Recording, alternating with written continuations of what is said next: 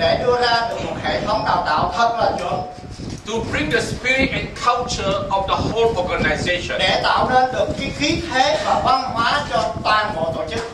And when we do that, we will be a very big company and you will be very rich. Và khi làm được cả ba điều đó thì công ty của chúng ta trở nên một cái công ty rất là tốt và các nhà phân phối trở thành những người rất là giàu có. The whole problem is many companies. Và vấn đề ở đây là rất nhiều công ty. They come up with a bad marketing plan. Họ đưa ra một cái chính sách rất là tồi. Some companies do not make good products. Nhiều công ty thậm chí còn đưa ra sản phẩm rất là tệ. And many companies và nhiều công ty train wrong spirit and culture. Tạo ra cái nền văn hóa không có chuẩn mực và không có được một cái khí thế làm việc. They train the spirit and culture where actually the networkers are out there to take money from their friends and relatives. Thường là họ làm cho nhà phân phối có một cái giống như là đi lừa gạt những người thân và bạn bè của mình. So the first thing I like to ask you, you have known me for a few days now. Bây giờ các bạn đã biết tôi được vài ngày rồi đúng không? Tôi muốn hỏi các bạn điều này. What do you think of the marketing plan in DLC? Bạn nghĩ rằng cái chính sách ở DLC như thế nào? Good. It's not that the good, it's the best in the whole world. Không phải là tốt nữa mà nó là tuyệt vời nhất trên cả thế giới này luôn các bạn. Wow. I do not allow any company to compare marketing plan to DLC. Tôi không cho phép bất kỳ công ty nào so sánh chính sách của họ với DLC. They cannot compare because they don't even come close to what we do. Họ không được phép làm điều đó bởi vì họ không thể đứng lại gần cùng với lại chúng ta, chính sách của chúng ta. And what has happened in Taiwan the last few years? Điều gì đã xảy ra ở Đài Loan những năm qua, vài năm qua? There are many networkers from other companies. Có nhiều nhà phân phối từ những công ty khác. And the minute they meet people in DLC, họ gặp những nhà phân phối của DLC, they say don't talk about marketing plan. Họ bảo rằng đừng có nói về chính sách trả thưởng. Oh, marketing all the same. Tất cả mọi chính sách trả thưởng là như nhau. How come when they talk to other companies they say, oh, our marketing is so good, so good, so good? Tại sao họ nói với người khác thì họ nói rằng chính sách của họ rất là tốt, rất là tốt, rất là tốt. And when they see DLC they say don't talk about marketing plan. Mà họ gặp DLC thì họ nói là đừng có đem cái chính sách ra làm cái chuyện. The same thing is going to happen in Vietnam. Điều đó cũng sẽ xảy ra ở Việt Nam cho mình xem. Very soon they meet you. Sắp tới họ sẽ gặp các bạn. They say don't talk about marketing plan. Họ sẽ nói Năng ơi đừng có nói về marketing chính sách trả thưởng ở đây. But remember, we are not in the business of selling marketing plan. Và nhớ rằng là chúng ta không phải tham gia vào công việc này để chúng ta bán cái chính sách trả thưởng của chúng ta như vậy. We must also make very good products. Mà là chúng ta cũng tạo ra được cái sản phẩm rất là tuyệt vời. And I'm so happy today to see so many of you coming to this meeting. Và tối nay tôi cảm thấy rất là vui vì các bạn đã đến cuộc họp ngày hôm nay rất là đông. To learn about products. Để hiểu biết về sản phẩm của chúng ta. A real networker must know products. Một nhà phân phối thực sự phải biết sản phẩm của chúng ta như thế nào. A real networker must learn how to retail products. Một nhà phân phối chân chính phải biết bán lẻ sản phẩm của mình như thế nào. You don't need to learn about products or how to retail in pyramid scheme where you play the money game. Ở những cái công ty mà hình thức ảo, bạn không cần phải hiểu về sản phẩm, không cần bán lẻ sản phẩm. Sometimes in pyramid scheme the products are not even important. Và đối với họ sản phẩm không có quan trọng nữa. The price also not important. Giá cả cũng không còn quan trọng nữa. Because they only look for investors. Bởi vì họ chỉ tìm những nhà đầu tư thôi. Đúng không? Đúng các bạn? Yeah. And when they find an investor, they take the money and then case done, finish. Họ kiếm nhà đầu tư, bỏ tiền vào, thế là xong.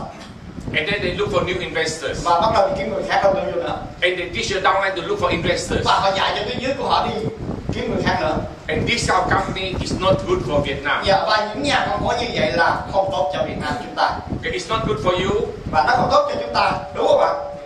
And it's not good for your friends and your relatives. Và nó không tốt cho bạn bè và người thân của chúng ta luôn. So I hope in DLC you can use DLC to save many people. Và tôi hy vọng rằng bạn sử dụng DLC để cứu những người khác. Network marketing is only in Vietnam for 10 years. Kinh doanh mạng chỉ ở Việt Nam khoảng 10 năm nay thôi ạ. Now remember, ladies and gentlemen, the minute we see success of networking in Vietnam for 10 years, we are going to get many bad companies coming in. Bạn thấy sắp tới là sẽ có rất là nhiều công ty xấu vào Việt Nam. And most of these companies will only tell you a few things. Và họ chỉ làm cho bạn được vài điều thôi. It's easy. Đơn giản. You don't have to work and make money. Bạn không có làm gì mà bạn có tiền. All you do is to buy 1,000, 2,000, 3,000 US dollars of products. Bạn chỉ cần mua một vài ngàn đô sản phẩm. Find a few people to also buy products. Và kiếm một vài người cũng mua sản phẩm như vậy. And you'll be rich. Rồi bạn sẽ giàu có. You don't need to work. Không cần phải làm gì hết. Stay at home in front of your computer. Và cứ ngồi đằng trước máy vi tính của bạn vậy đó, nhìn vô trong đó. In your pajamas and bunny slippers. In your pajamas, the clothes you wear for sleeping. Và mặc bộ đồ ngủ của chúng ta, thế là có tiền. See in front of the computer. Nhìn vào máy tính. And you become a millionaire. Cho trở thành triệu phú.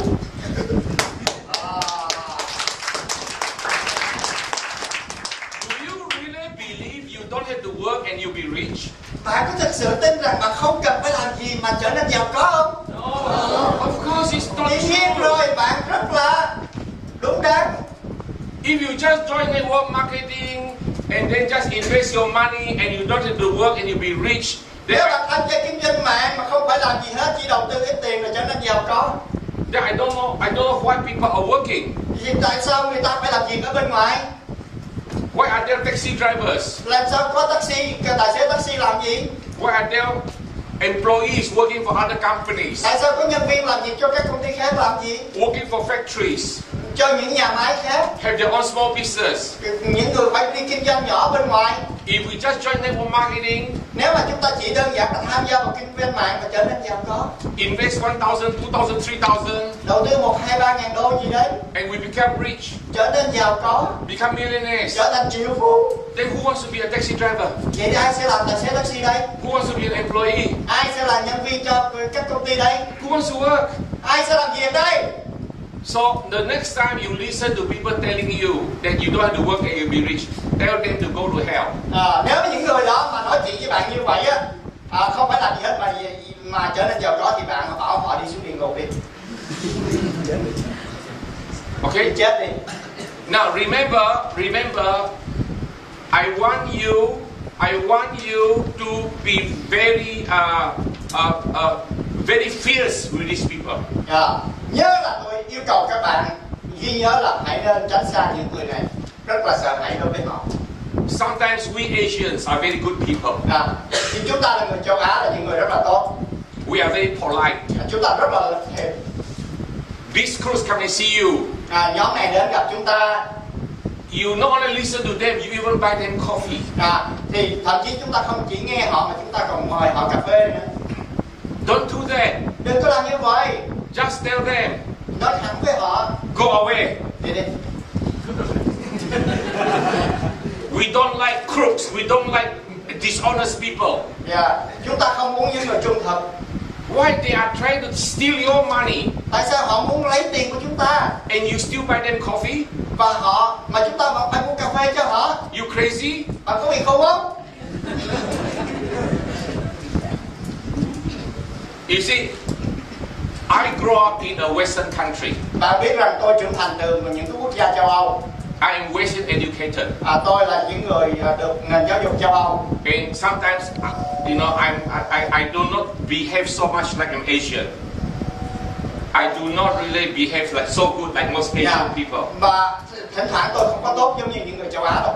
If people tell me about pyramid scheme, nếu mà những người khác nói với tôi về hình thức ảo, I just tell them get lost, go away. Rồi nói thẳng luôn, đi đi. This me. Đó là tôi á. And you should do the same. Và bạn nên làm như vậy. Why? Tại sao? Because if a pyramid scheme person, you scold him, he get frightened. Nếu mà một người mà nói chuyện về hình thức ảo mà bạn chửi họ thì họ sẽ cảm thấy là bị đau. He do the business, he gets scolded. Anh ta làm công việc đó mà lại bị chửi. We insult them. Chúng ta làm tổn thương họ. Very soon they don't dare to do pyramid scheme. Thì sắp tới họ sẽ không làm nữa đâu. They invite you, you listen, Họ mời bạn mà bạn nghe. You buy them coffee. Mời cà phê họ. Wow, they feel very good. Họ cảm thấy sướng quá. And they go out and look for other people again. Họ đi tìm người khác nữa. And people buy them coffee again. Và người khác lại mua họ cà phê cho họ. Oh, they feel very good. Họ cảm thấy thích thú. That's why we have pyramid scheme. Đó là lý do tại sao mà chúng ta có nhiều cái công ty hình thấp ảo là như vậy. I don't care how other people behave. Tôi không quan tâm hành vi của người khác như thế nào. But you are leaders in DLC. Nhưng các bạn là thủ lĩnh của DLC. I want you to help Vietnam and your country. Tôi muốn các bạn giúp Việt Nam, quốc gia của chúng ta. I want you to make sure that these bad people do not hurt your friends and your relatives. Tôi muốn các bạn đảm bảo rằng những người như vậy không làm tổn thương bạn, người thân của bạn, bạn bè của bạn. Okay. Anyway, today I like to do product training. Nhưng dù sao đi nữa thì tối nay chúng ta sẽ nói về cái gì á? Sản phẩm. When it comes to product training, ladies and gentlemen, khi mà chúng ta nói về sản phẩm thì thưa các anh chị, this is the first rule. Đây là cái quy định đầu tiên. We need great products. Chúng ta cần sản phẩm tuyệt hảo. Not ordinary average product. Nó không phải là sản phẩm bình thường trung bình các anh chị nha. Products that are being sold in the pharmacies is not good enough. Sản phẩm mà được bán ở nhà thuốc là chưa đủ tốt. You need excellent products. Bạn cần sản phẩm tuyệt hảo in network marketing. trong kinh doanh mạng. Why?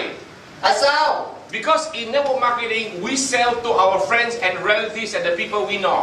Bởi vì cái sản phẩm trong kinh doanh mạng chúng ta bán cho ai? If they want to buy ordinary products, they can buy from the pharmacies. Chúng ta bán cho người thân, bạn bè của chúng ta. Và nếu họ mua cái sản phẩm thông thường, họ có thể đến nhà thuốc họ mua. So remember, great products, not good products. Không phải là sản phẩm tốt mà là sản phẩm tuyệt hảo. Not average.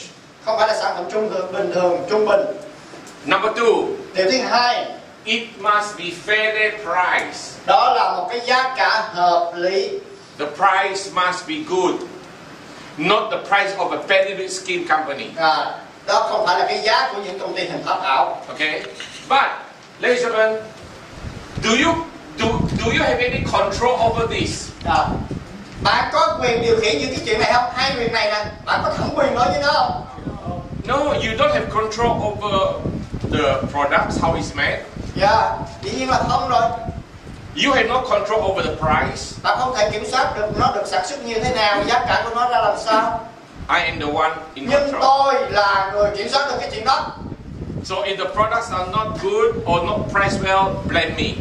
Nếu sản phẩm của chúng ta không tốt, giá của chúng ta không tốt, thì các bạn có thể khiếu kiện với tôi. I will be responsible to you. Tôi sẽ có trách nhiệm với tất cả các bạn. Because you believe in me. Bởi vì các bạn tin vào tôi. I'm a good upline. Tôi là một tuyến trên tuyệt vời. I do not look at myself as the owner of a network company. Tôi không nhìn bản thân tôi như tư cách của một người chủ một công ty mạng. I did not start DLC because I want to be the owner of a network company. Tôi không mở ra DLC bởi vì tôi muốn sở hữu một công ty mạng. I do DLC because I do not like a lot of things I see in many companies. Tôi làm DLC là bởi vì tôi không thích rất là nhiều điều tôi nhìn ở những công ty thì nhìn thấy ở công ty khác. I don't like what I see in the marketing plan. Tôi không thích những điều có trong chính sách trả thưởng. I don't like what I see in the products. Tôi không thích những điều mà tôi nhìn thấy ở trong chính sản phẩm của những công ty đó. And I even don't like a lot of the management in many companies. Và thậm chí tôi không thích lãnh đạo của nhiều công ty khác. Sometimes in some companies, they can terminate your distribution because they don't like you. Thỉnh thoảng ở những công ty họ còn đột nhiên cắt mã số của nhà phân phối bởi vì họ không thích bạn. In Vietnam here, ở Việt Nam nè, even NAN cannot terminate you. NAN cũng không có quyền cắt hợp đồng của các bạn. It has to be approved by me. Phải được cái sự cho phép của tôi. Okay? Đồng ý không?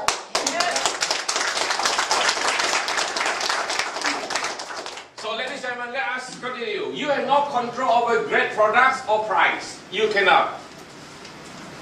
Only the network company has control over this. Okay? Chỉ có những công ty kinh doanh mạng mới kiểm soát được cái này. But there are two rules. You must remember two rules. Nhưng có hai cái quy định bạn cần phải nhớ. Rule number one. Quy định thứ nhất. If the marketing plan is not viable, then you must as well forget about the great products for your business.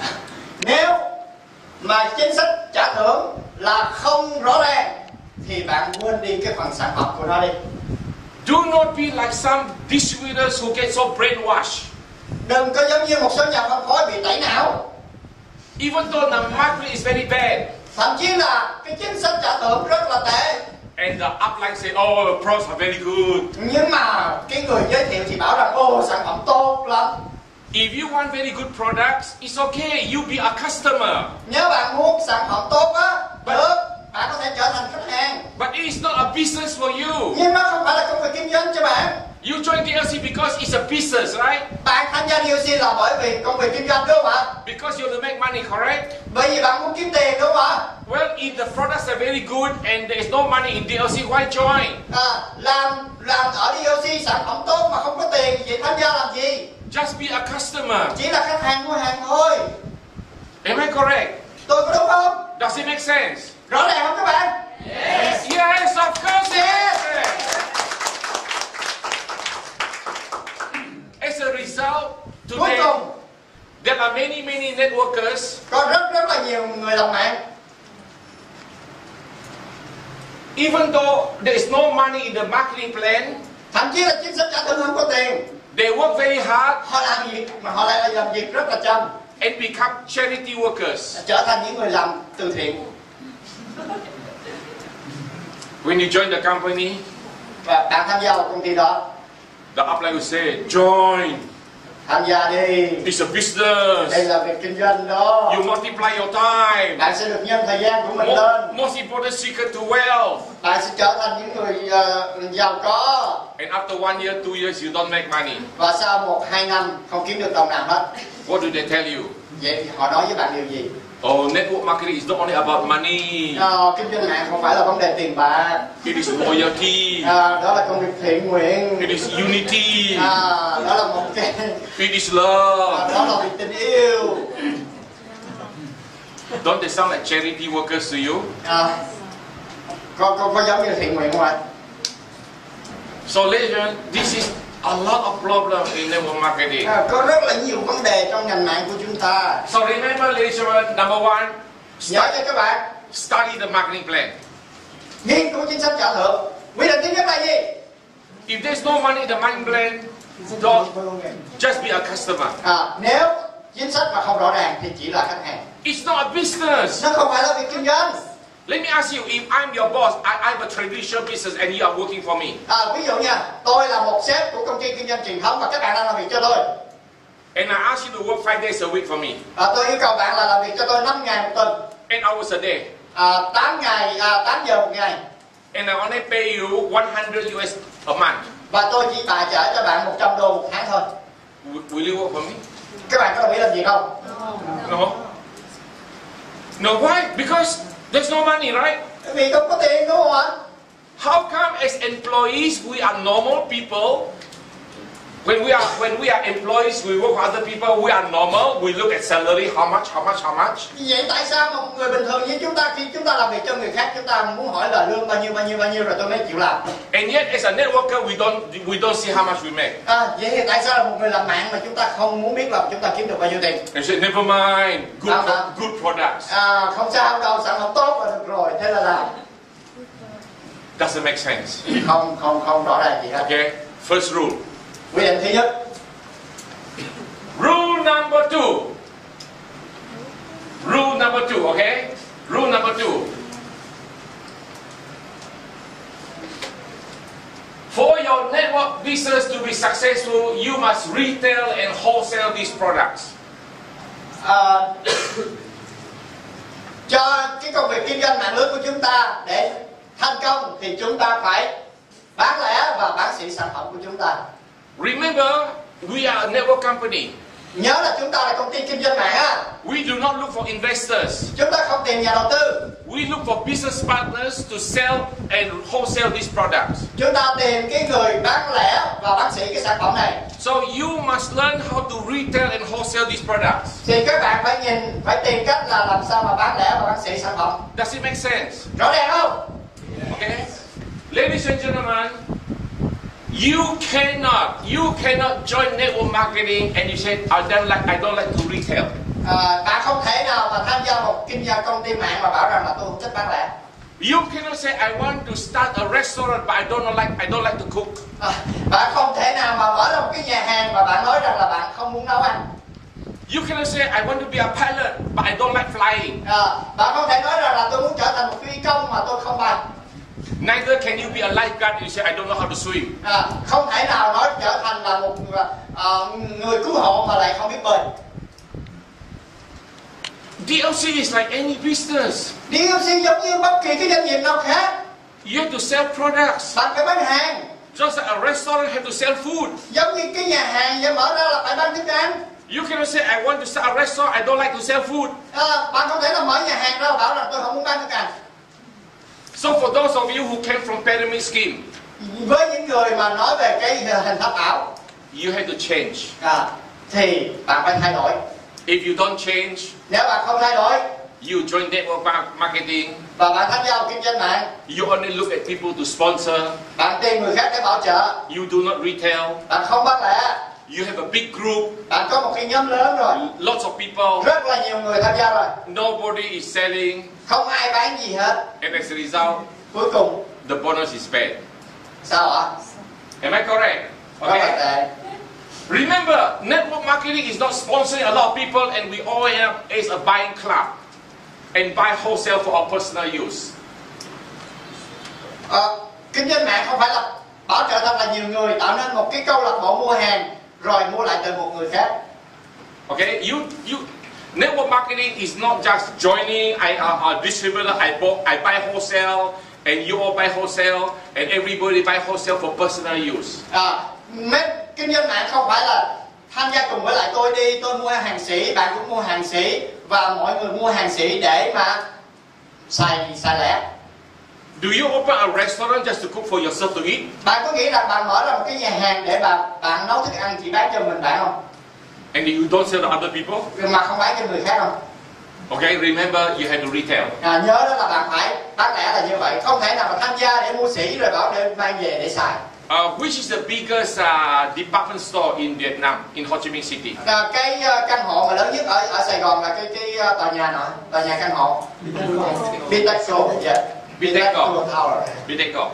You think Viteco set up a department store? Viteco built a department store. Bạn có nghĩ rằng Viteco đó họ xây lên cái căn hộ đấy? And all the different stores go in and renovate and put products on the store. Và mấy cái căn hộ trong đó người ta sửa chữa lại, người ta trang hoàng lên. Chanel open the store. Rồi sau đó ở trong đó thì họ mở ra một cái trung tâm thương mại, rồi các cái hãng người ta đến để người ta mở ra các cái cửa hàng người ta bán ở trong đó. Gucci open a store. Ví dụ như Chanel, Gucci người ta mở cửa hàng trong đó. Bulgari open a store. Và nhiều cái nhãn hiệu khác người ta đến người ta mở cửa hàng. LV open a store. LV cũng có. And they don't sell to customers. Và họ không bán cho khách hàng, họ đến họ mở cửa hàng họ bán ai hết. The owners only buy for personal use. Và những cái người ở đó họ chỉ đến đó họ mở ra để sử dụng cho họ. You don't do that. Bạn sẽ không làm như vậy đúng không ạ? So remember, you have to retail. Thứ hai là bạn phải nhớ là bạn phải bán lẻ. Product is a tool for your business. Sản phẩm là công cụ cho công việc kinh doanh của bạn. Okay, just like a tractor is a tool for a farmer to farm. A tractor. Giống như là một cái cuốc, cái xẻng là cái công cụ cho cái người làm nông thôi hả? Okay, your product is a tool for you to do your business. Sản phẩm là công cụ để mà bạn làm công việc kinh doanh của mình. Some people say I do not like retailing. Nhiều người thì bảo rằng là không thích bán lẻ. You cannot do that anymore. Bạn không thể làm cái việc đó nữa. So, I want you to tell yourself. Tôi muốn các bạn nói với bản thân mình. I want you to train yourself. Tôi muốn các bạn tự huấn luyện mình. I want you to convince yourself. Tôi muốn các bạn tự thuyết phục mình. I want you to hypnotize yourself. Tôi muốn các bạn thôi miên mình. And say, và nói rằng I love retailing. Tôi thích bán lẻ. Giơ tay lên các bạn. Tôi thích bán lẻ. Đứng dậy nào các bạn, đứng dậy nào. Đứng dậy nào. Đứng dậy giùm mình đi. Okay. Tôi muốn các bạn làm điều này. Okay. Bây giờ cường đếm á, 2, 3 thì các bạn sẽ giơ tay lên và nói rằng tôi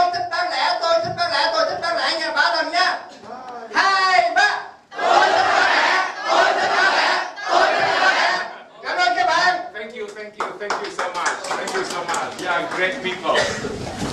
Now, if you do this, Nếu bạn làm điều này, if you do this, okay, then you may ask me, how big can PHDLC be in Vietnam?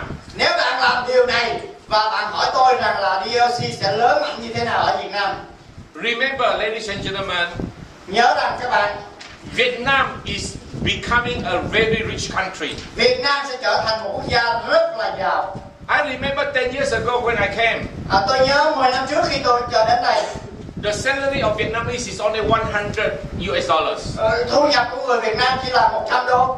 Today I come back, Và hôm nay tôi trở lại, salary is now about 300 US dollars. và bây giờ thu nhập đã lên 300 rồi. Am I correct? Tôi có đúng không ạ? Only 10 years. 10 năm mà. So why? Tại sao? Because Vietnam has got a lot of natural resources. Việt Nam có rất là nguồn tài nguyên thiên nhiên. Vietnam has become Vietnam has got lots of people. Việt Nam có rất là nhiều lao động. That's why many companies from America, from Europe, from Taiwan, from every place Nhiều công ty từ nước ngoài đến Việt Nam đầu tư, has come to Vietnam and set up factories. mở nhà xưởng, mở công ty ở đây. So ladies and gentlemen, remember, Vietnam is a very rich country. So I tell you, what will PHDLC Vietnam do? Và tôi nói với các bạn rằng PHDLC Việt Nam sẽ làm gì? If we work very hard, Nếu các bạn làm việc chăm chỉ, PHDLC Vietnam will at least do 300 million US sales in one year. việc PHDLC Việt Nam sẽ mang lại được cái doanh số là 300 triệu đô la trong một năm. Okay. And 300 million is on the low side. Lót sai. Low. Và 300 triệu đó là con số thấp mà tôi dự đoán. If we work very hard, Nếu mà chúng ta làm việc chăm chỉ, we can build PHDLC Vietnam to do 500 million in one year. chúng ta có thể đạt con số 500 triệu trong vòng một năm. You said, you sure? Bạn có chắc không đó? Chắc. Amway Taiwan, Em quay Đài Loan. 23 million people Đài Loan có 23 triệu dân. in one year. Trong một năm That's 300 million. đã có được doanh số 300 triệu rồi các anh chị. So if Vietnam only do 300 million, you are not doing well. You are poor. You are not doing. Nếu Việt Nam mà làm doanh số có 300 triệu thì chúng ta làm rất là tệ, làm tệ lắm ạ. Do you know how rich many of you are going to be? Bạn có biết rằng các bạn sẽ giàu có lên như thế nào không? In DLC, we pay up to maximum. I think over here is 48%. Ở DLC chúng ta được thưởng tối đa lên tới 48%. Maybe if we count in the POV, maybe it's a little bit lower, but not. Đầu tư thôi. And they don't sell anything. Và họ không bán gì hết. So lots of people Rất là nhiều người sales very low. bán rất là thấp. Okay, watch it. Just believe what I tell you. Chỉ đơn giản tin vì những gì tôi nói bạn đi. Amway pays very low bonuses, Em quay trả ra rất là thấp. but Amway is like DLC. Nhưng em quay giống như DLC vậy đó. They concentrate on products and retail. Họ tập trung vào bán lẻ và sản phẩm. Eventually, there will be only two big companies in Vietnam. Chắc chắn rằng chỉ có hai công ty lớn mạnh ở Việt Nam thôi. One will be DLC, Một là DLC, one will be Amway. hai là em quay. Do you dare to buy a Lamborghini? Thì bạn nghĩ là bạn cũng mua được Lamborghini không?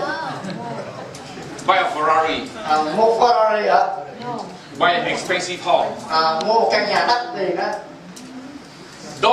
Those people who are in pyramid scheme, Những cái người mà làm hình thức ảo, when you make money, khi mà họ kiếm tiền, don't use your money. không sử dụng tiền của bạn, You must save everything. Bạn phải tiết kiệm mọi thứ. Because your business will go like this. And then, Và bởi vì công việc kinh doanh ở hình thức ảo nó sẽ đi như vậy. Bạn kiếm được tiền mà bạn tiêu thì cái ngày mà nó chết rồi á, thì bạn cũng toi luôn. and if you owe money to the banks, Mà nếu mà bạn mượn nợ ngân hàng ha, vay nợ ngân hàng ha, the banks will take away your home. ngân hàng nó sẽ đi kiếm bạn luôn. The banks will take away your cars. Họ sẽ thu tiền, tịch thu xe, hộ nhà cửa bạn đấy. In DLC, you don't have to worry. DLC bạn phải lo lắng cái chuyện đó. Because the business don't go, Bởi vì công việc kinh doanh của chúng ta nó không có trồi sụp You như just vậy. be steady. Nó cứ vững vàng nó đi lên. So when you make your money, Và khi bạn kiếm được tiền rồi, you can spend everything. bạn có thể xài thoải. Doesn't matter. Yeah, xài lít ba ga. Every week it will come. Hàng tuần tiền sẽ đến. Why? Because we build our Vì business sao? Bởi vì chúng ta có cái nền tảng khách hàng. on a customer base. Our downlines have customers and Chúng everybody ta có makes khách money. hàng. Phía dưới của chúng ta có người tiêu dùng. And this is the business you want. Đó là cái công việc kinh doanh của bạn muốn, đúng không? Yeah. Đúng không? Yeah. So remember, in the future, there only be 2 big companies in Vietnam. Bây giờ nhớ ha, trong tương lai chỉ có 2 công ty thôi, MV và DLC. There's only 2. Okay? You said, are you sure? Well, come and see me 10 years from now. mà mọi người hỏi bạn là có chắc không? Thì bạn trả lời sao? Đến đây tôi sẽ giải thích cho nghe. But remember, DLC will only be big because you believe that you have to retail and you train your downlines that they also have to retail. Nhớ nha, DLC chỉ có thể lớn mạnh khi các bạn bán lẻ và các bạn dạy cho phía dưới của bạn bán lẻ sản phẩm. You must organize home parties. Bạn phải tổ chức các cái buổi gặp gỡ gia đình. Where you invite your friends, relatives, even strangers. Bạn mời người thân, bạn bè, thậm chí người lạ, hàng xóm. You do product demo. Làm demo sản phẩm ở nhà. You tell them about products. Chia sẻ cho họ biết sản phẩm của chúng ta như thế nào. Yeah, when the skincare comes in. Khi mà sản phẩm về chăm sóc da đến. The ladies, you have to teach them how to do the makeup and the skincare. Phải dạy cho các phụ nữ biết cái việc mà sử dụng mỹ phẩm như thế nào. And you have to retail. Và bạn phải bán lẻ. Okay? Oh, you have to retail. Okay. Now, today I'd like to do a very special training on products. Hôm nay tôi muốn làm một cái việc rất là đặc biệt về huấn luyện sản phẩm. This is a product training. Sorry. This. Okay. Let me start with this. Welcome to the DLC product training that no other companies dare to do. Chào mừng các bạn đến với buổi huấn luyện sản phẩm của DLC mà tất cả những công ty khác rất là sợ hãi điều này.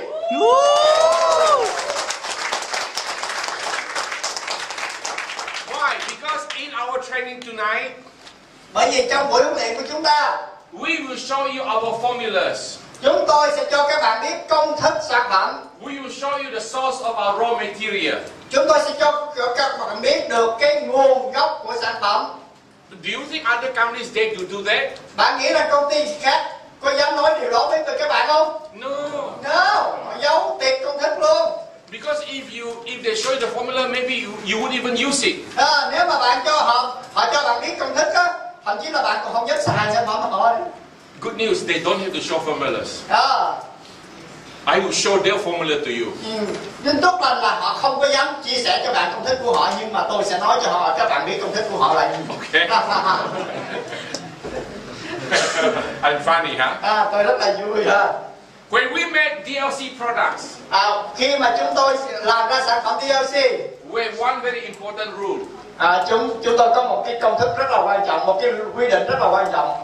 There is no limit set for cost and quality. Đó là không có giới hạn về không có giới hạn cho giá thành và chất lượng. Why? Because I did not start DLC to make myself rich. Bởi vì tôi không mở ra DLC để làm cho tôi trở nên giàu có. I'm already rich. Tôi giàu rồi. Understand what I mean? I'm already rich. I start DLC because I don't need to start DLC. Tôi mở ra DLC là bởi vì tôi không cần mở ra đó. But if I start DLC because I want to make money, then I have to look at the cost of raw material and so on. Nếu mà tôi mở ra để làm giàu thì tôi sẽ cân nhắc đến vấn đề chi phí rồi về chất lượng của cái nguồn nguyên liệu. Okay, when we talk about products, ladies and gentlemen, you must have the vision to see. Nói về sản phẩm thì các bạn cần phải có một cái tầm nhìn.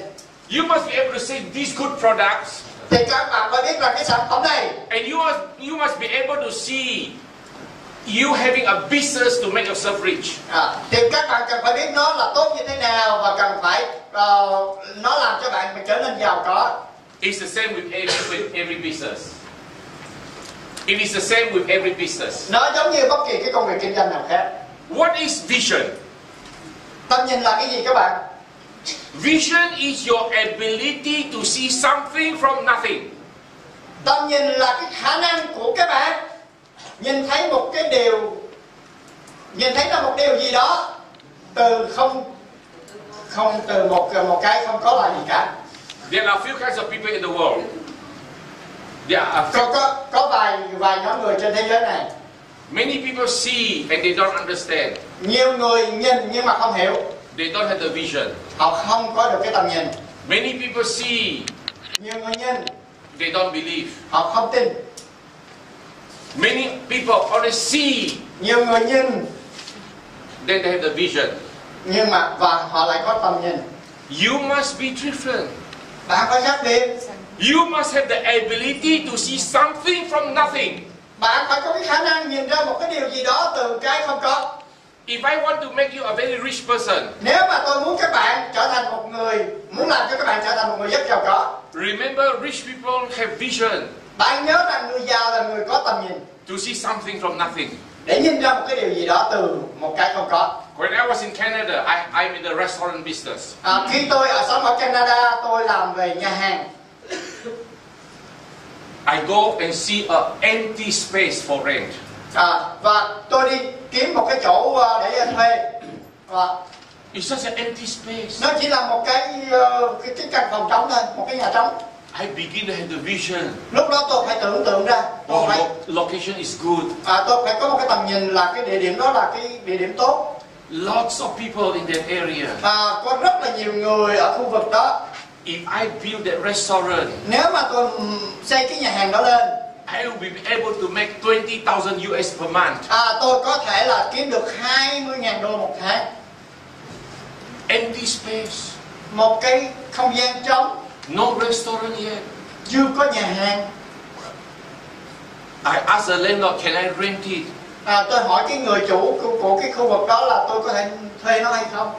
I sign contract with the landlord. Và tôi ký hợp đồng với lại người chủ cái chỗ đó. And I begin to see where the kitchen is. Và bắt đầu tôi mới quan sát để xác định nhà bếp ở đâu. How many seats? Có bao nhiêu chỗ ngồi cần phải sắp đặt. Where is the toilet? Nhà vệ sinh ở đâu? Where is the coffee shop? Where is the coffee machine? Máy pha cà phê đặt ở đâu? I begin to see how much money I can make. Và tôi bắt đầu nhìn thấy là tôi sẽ kiếm được bao nhiêu tiền. It's an empty space. Từ một cái không gian trống. I'm already able to see something from nothing. Và tôi có thể có khả năng nhìn thấy một điều gì đó từ một cái không có gì cả. I bring my friends and relatives to the restaurant.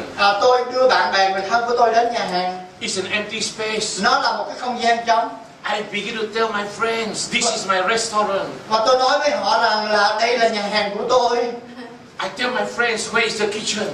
Tôi cho họ biết rằng tôi sẽ đặt nhà bếp ở đâu. The seats. Ghế được sắp xếp ở chỗ nào. The coffee machine. Máy cà phê tôi đặt ở đâu. It's empty. Nó là một cái không gian trống, hoàn toàn trống. And I'm able to tell my friends until even though the space is empty, they can already smell coffee. Thậm chí là từ một cái không gian trống vậy mà bạn bè tôi họ có thể ngửi thấy cái mùi cà phê. That's why we become rich people. Đó là lý do tại sao chúng ta trở thành người giàu có. The ability to see something. Đó là cái khả năng nhìn thấy được một điều gì đó từ điều không có. Many people like to say, seeing is believing. Nhiều người nói rằng là nhìn thấy đó là sự niềm tin. You only believe when you see. Bạn chỉ có thể có niềm tin khi bạn thấy. That is for ordinary people. Đó là cho cái người bình thường. Còn bạn là người khác thường.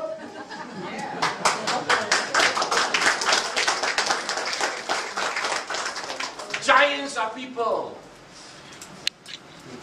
who see things that are not there yet. Okay. Giants, rich people.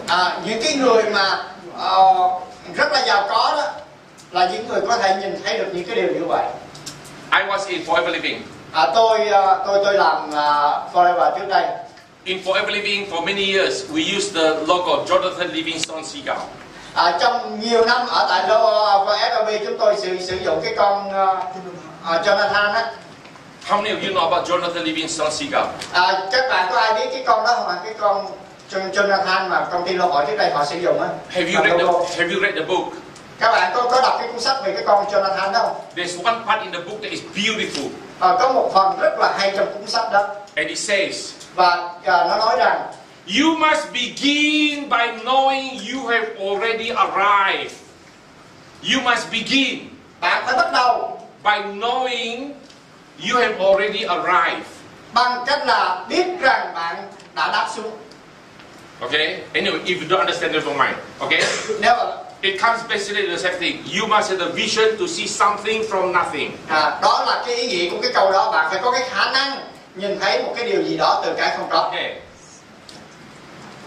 So, you see products. Bạn nhìn sản phẩm của chúng ta đây.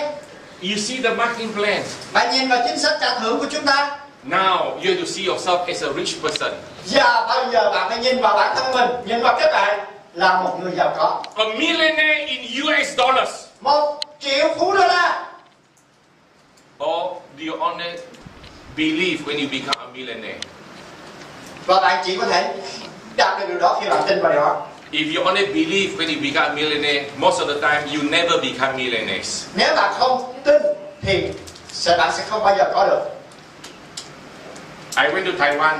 Tôi đến Đài Loan. Bankrupt. Phá sản. No money. Không còn đồng nào.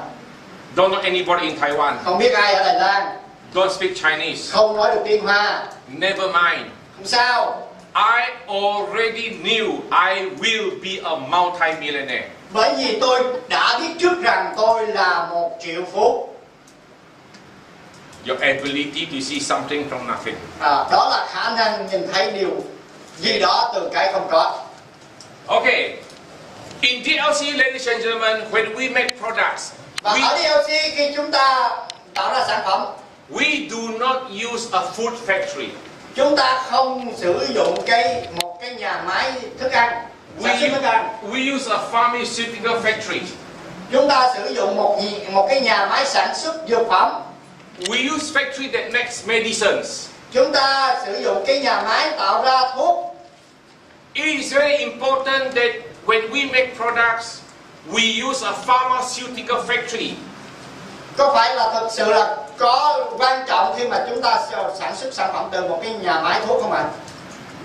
But the problem is it is 20 to 25% more expensive than a food factory. Nhưng vấn đề là khi mà tạo ra một cái sản phẩm từ một cái nhà máy sản xuất thuốc thì nó mắc hơn từ 20 đến 25% khi mà bạn sản xuất từ một cái nhà máy sản xuất ra thức ăn. I have seen quite a few food factories. Tôi đã nhìn vào một số cái nhà máy sản xuất ra thức ăn rồi. Because I have many friends in Taiwan. Bởi vì tôi có rất là nhiều bạn ở Đài Loan. And they say, Eddy, come and see our factory. Và họ mời tôi đến để gặp tham quan nhà máy của họ. Of course, you know, sometimes out of respect, I go and see the factory. Dĩ nhiên là tôi tôn trọng bạn của tôi đến thăm nhà máy của họ. My goodness, I drive to Trời ơi, tôi đến nơi. They bring me to a small little land. Họ dẫn tôi vào một cái khu đất nhỏ. Go to a small alley. Vào một cái khu vực nhỏ nữa. And they say this is our factory. Họ nói rằng đây là nhà máy của tôi. A small little place. Chỉ một cái mảnh đất nhỏ thôi. And dirty. Và rất là dơ bẩn. I saw in the website one day. Tôi nhìn thấy được từ trên internet. And the website says we make the best vitamin C. Họ nói rằng là tạo ra sản phẩm vitamin C tốt nhất. In America. Ở tại Mỹ. I flew to Newark, which is near New York. Và bắt đầu tôi bay tới đó. Newark là một cái thành phố gần New York. The owner of the factory wait for me in the airport. Và chủ của cái nhà máy bên Mỹ đó đợi tôi ở sân bay. He drove me to a farm.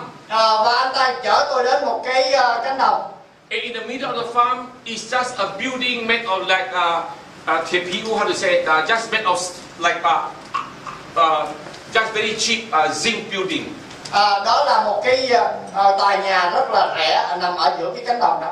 And he said we make the best vitamin C in the world. Và nói rằng là cái nhà máy đó tạo ra cái sản phẩm vitamin C tốt nhất trên thế giới.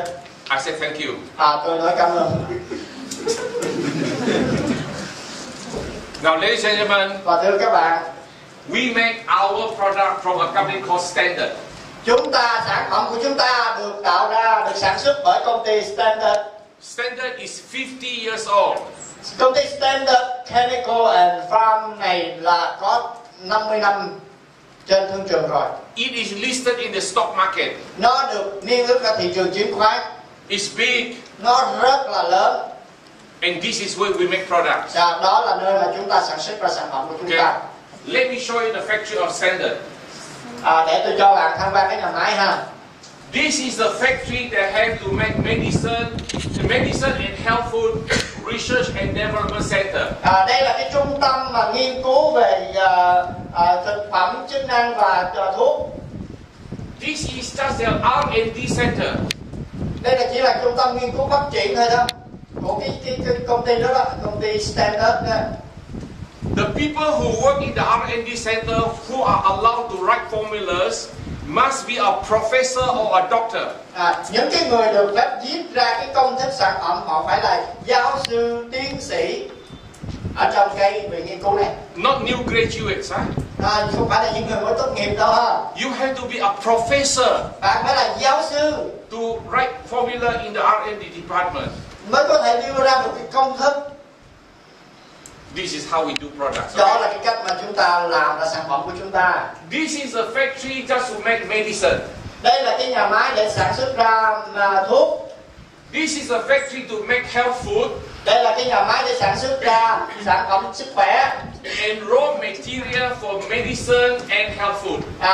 Và cái nguyên liệu dành cho sản xuất ra thuốc và sản phẩm về sức khỏe. Okay. This is a factory in America. Đây là nhà máy của họ ở Mỹ. This is a factory in America. Đây cũng là nhà máy khác của họ ở Mỹ. This is a factory in China. Đây là nhà máy của họ ở tại Trung Quốc. Remember, I will give Nang all this PowerPoint. Tôi sẽ đưa cho Nang cái thông tin này. And you can translate into Vietnamese. Và bạn dịch sang tiếng Việt. Okay, so that if you have a computer, nếu mà bạn có máy tính, when you visit your friends and relatives, và khi bạn gặp bạn bè của mình, you can have all this. Bạn cho họ xem cái này. Okay, let me continue. Tôi tiếp tục ở đây. Let me show about our product routine. Cái sản phẩm routine này là tốt cho mắt ha các anh chị ha. When we make products, ladies and gentlemen, I will show you the formula. Cái công thức của chúng ta ở đây. For training, I have removed all these figures so that you cannot photo or take them away. Trong vấn đề huấn luyện thì tôi lấy hết mọi con số để bạn không phải copy cái này được. Because this is my formula. Đây là công thức của tôi. But if you are in Taiwan, you say, Eddy, I want to see the whole formula. Nếu mà ở Đài Loan mà bạn nói rằng bạn muốn xem toàn bộ công thức á, I can show you. Thì tôi sẽ cho bạn biết. But you cannot take photo. Nhưng bạn không thể chụp hình được. You cannot take a copy. Bạn không thể sao chép lại được. Because it costs me a lot of money to write formulas. Bởi vì tôi phải mất rất là nhiều tiền để mà viết ra cái công thức này, để có giáo sư viết cho mình. We spend a lot of money on formulas. Chúng tôi tốn rất là nhiều tiền vào việc nghiên cứu đưa ra công thức. Even one day should Vietnam be very big. Thậm chí là khi Việt Nam thị trường lớn lên rồi. And if I can find a good pharmaceutical factory. Vì tôi có thể tìm ra một cái nhà máy sản xuất thuốc tốt. And if I can get the raw material. Và tôi có thể kiếm ra được nguồn nguyên liệu tốt. All I need to do is to take this formula and ask a factory in Vietnam to make for me. Thì tôi có thể cầm cái công thức này đưa cho cái nhà máy tốt ở đó ở Việt Nam sản xuất cho chúng tôi. And I'll be nice to you tonight. Nhưng mà tôi cũng sẽ nói một cái lời thiệt cho các bạn biết. I will show you the detail of routine formula. Tôi sẽ cho các bạn biết công thức thực sự của routine nó như thế nào. This is the DLC routine formula. Đây là công thức của routine của chúng ta. Now this is a formula of another company. Đây là công thức của một công ty khác kế bên cạnh. That I told you this afternoon. Và mà tôi đã nói với bạn chiều nay rồi. Okay, this company is called. This is I think they call it Natural Plus or something. This company, okay. Now look at this. When we make routine, we use the raw material for a company called Kimi. Khi mà chúng ta tạo ra cái sản phẩm routine thì chúng ta sử dụng cái nguồn nguyên liệu của công ty tên là Kimi. We use 12 mg. Và chúng ta sử dụng là 12 mg. They use 6 mg. Và của họ là 6 mg. Look, Zeaxanthin, we use 6 mg. Trong khi zeaxanthin của chúng ta là 6 mg. B-carotene, I use 10 mg. B-carotene thì là 10. Vitamin E, 20 mg. Vitamin E của chúng ta là 20. A, 10 mg, 3 mg. Vitamin A là 3, của họ là 0. Chrysanthemum extract 5 mg. Chrysanthemum extract là 5 mg, của họ không có. Lithium, I put 5 mg. Lithium là chiết xuất lithium là 5 mg, họ không có. Bilberry, 10 mg. Bilberry chiết xuất 10 là 10 mg, của họ cũng không có. Now look at the lousy formula they use. Bạn nhìn qua công thức của họ đi, so sánh hai bên. 6 mg. Họ chỉ có 6 mg ở lutein thôi. 280 microgram. Họ chỉ có 280 microgram. Microgram là Little bit. Okay. thì giống như là không có vậy đó. I use 6, 10, 23, 5, 5, 10. There is microgram. Okay. Tôi dùng những cái con số đó thì bự, mà họ dùng những con số phân tử. 673 microgram, which is only 0.673 Ở đây là 10 mg, thì trong khi của họ chỉ có là 0,673 milligram. Lousy formula. Một công thức thật là tệ hại. And there are even many ways they even cannot show, and they only put plus. Có những cái con số mà họ đề là giờ dấu cộng đó các anh chị, có nghĩa là có cái tín hiệu ở trong đó. 2 mg. Amazing formula. Công thức tuyệt vời ở bên dưới. If I just double, it should be 7,800, correct? Đáng lẽ là chúng ta phải bán giá cao gấp đôi, đúng không ạ? In Taiwan, we only sell for 1,950. Nhưng ở Đài Loan chúng ta chỉ bán giá là 1.950 thôi. If I do 6 mg, Nếu mà tôi mà làm 6 mg như vậy, I can sell for under 1,000. tôi có thể bán dưới 1.000. What is 2009? Vậy thì còn 2.900 thì sao? From here. Wow. Money game. Đó là cho đầu tư. This kind of company is very bad for Vietnam. Những cái công ty như vậy rất là xấu cho Việt Nam chúng ta. We don't want them. Chúng ta không muốn. Tell them to go to hell.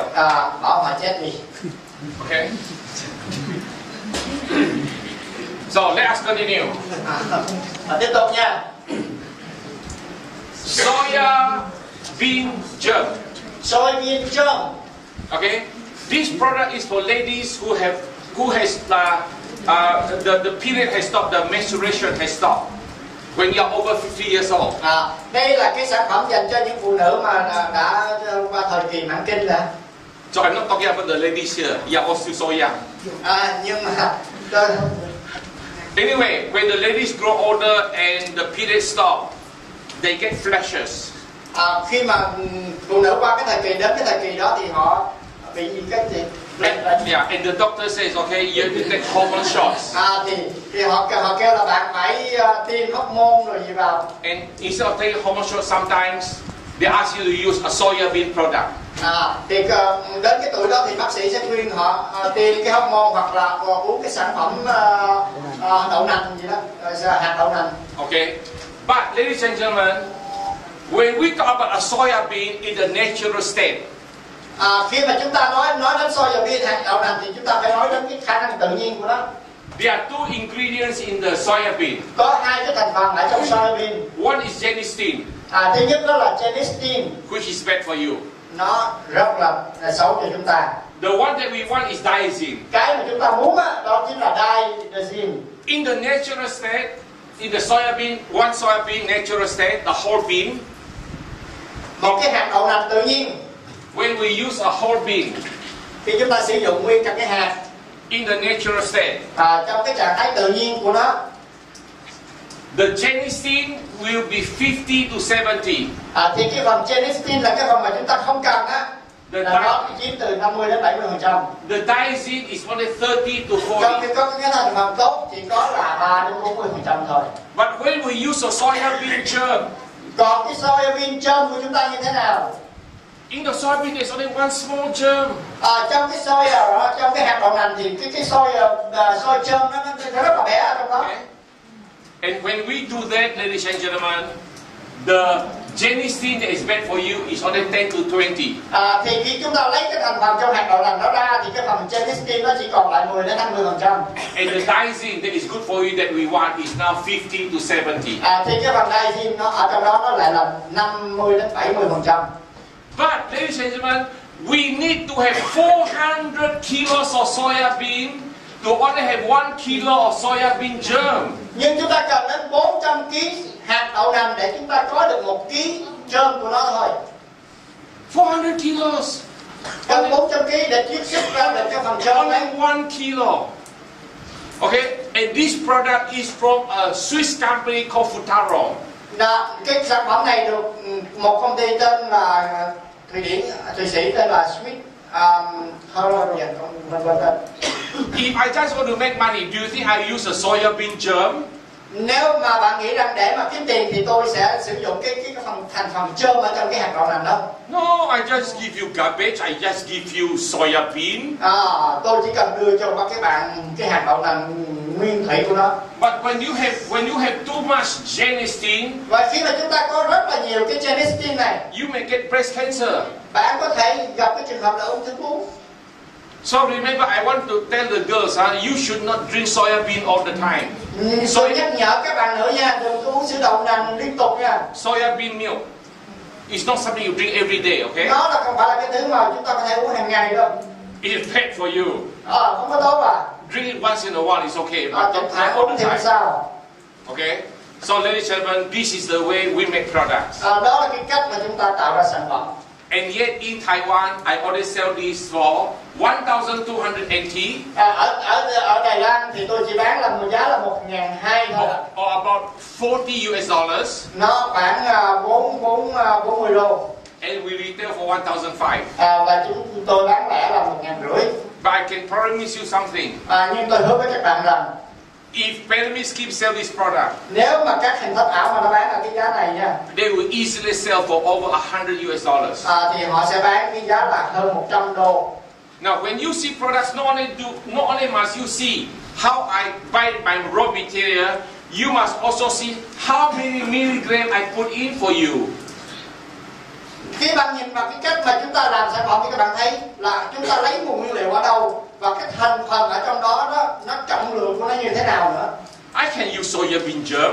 Tôi có thể sử dụng cái soya bean germ and only give you 10 milligram. nhưng mà cái trọng lượng ở trong đó nó chỉ là 10 thôi, chứ không phải 60 như thế này. You don't know. Bạn đâu có biết được đâu.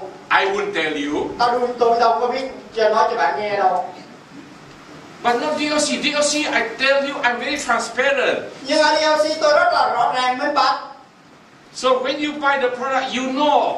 Và khi bạn mua cái sản phẩm bạn biết. Okay, you know what you are getting. Bạn biết được là bạn lấy nhận được cái gì. So ladies and gentlemen, this is the company I buy from for that product, Futaro. Đây là cái công ty mà tôi mua cái sản phẩm đó, nguyên liệu đó là Futaro. This company is built in 1933. Đây là công ty được thành lập từ năm 1933. This company is big. Nó rất là lớn, công ty rất là lớn. It has got 27 R&D department. Nó có tới 27 phòng nghiên cứu phát triển. It has got over 20 factories all over the world. Nó có tới hơn 20 nhà máy vòng quanh thế giới. They make over 20,000 products. Và nó tạo ra được hơn 20.000 sản phẩm. And when I say products, I only mean raw material. Sản phẩm tôi nói ở đây chính là cái nguồn nguyên liệu của nó. They don't make products for you, they only sell raw material. Họ chỉ bán nguyên liệu thôi nha các anh chị. Họ không bán thành phẩm nha.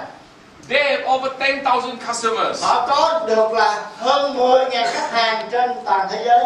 These 10,000 customers are not people. Và 10.000 khách hàng này không phải là người tiêu dùng nha. They only sell to factories. Đó là 10.000 nhà máy. Whoa. Đây là cái công ty mà cung cấp nguồn nguyên liệu cho 10.000 nhà máy trên toàn thế giới. So ladies and gentlemen, do you think other companies do this? Bạn nghĩ là các công ty khác họ làm như vậy không? No, they don't. Họ không làm đâu. Okay, let me show you another one that I like a lot. Pumpkin seed. Rồi còn một cái phần nữa mà tôi rất là thích, đó là pumpkin seed, đó là hạt bí đỏ. What is pumpkin seed for? Vậy hạt bí đỏ làm cái gì? Number one, men, older men. Thứ nhất là cho đàn ông già. Over 50 years old. Like you, right? Yeah, like me. 60 years old. Những người mà trên 60. They go to the toilet. Họ đi vào toilet. They urinate. Họ đi tiểu ở đó. And even though they think they are already done. Và họ nghĩ rằng là họ tiểu xong rồi. They pull up the zippers. Họ kéo khóa lên. And they're still dripping. Nó vẫn chảy ra. Chết thiệt đàn ông kiểu này. Sao vậy? Trẻ chúng ở đây nghe hết trơn vậy? You ladies laugh, right? Phụ nữ cười đúng không ạ? You ladies laugh, huh? Men normally drip after 55. Thường là 55 tuổi là đàn ông có cái triệu chứng đó. Ladies are worse still. Worse still? Yeah, even worse. Even you have babies, you have children. Khi mà phụ nữ có con rồi ha, thậm chí còn tệ như thế nữa. Sometimes after 30. Có khi là 30 tuổi là bắt đầu có triệu chứng đó rồi. You begin to drip. You will drip. Sometimes you laugh, you drip.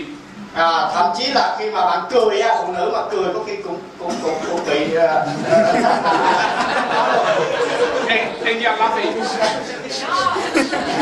I can smell you. Bạn cười tôi thấy người thấy cái người đó thôi.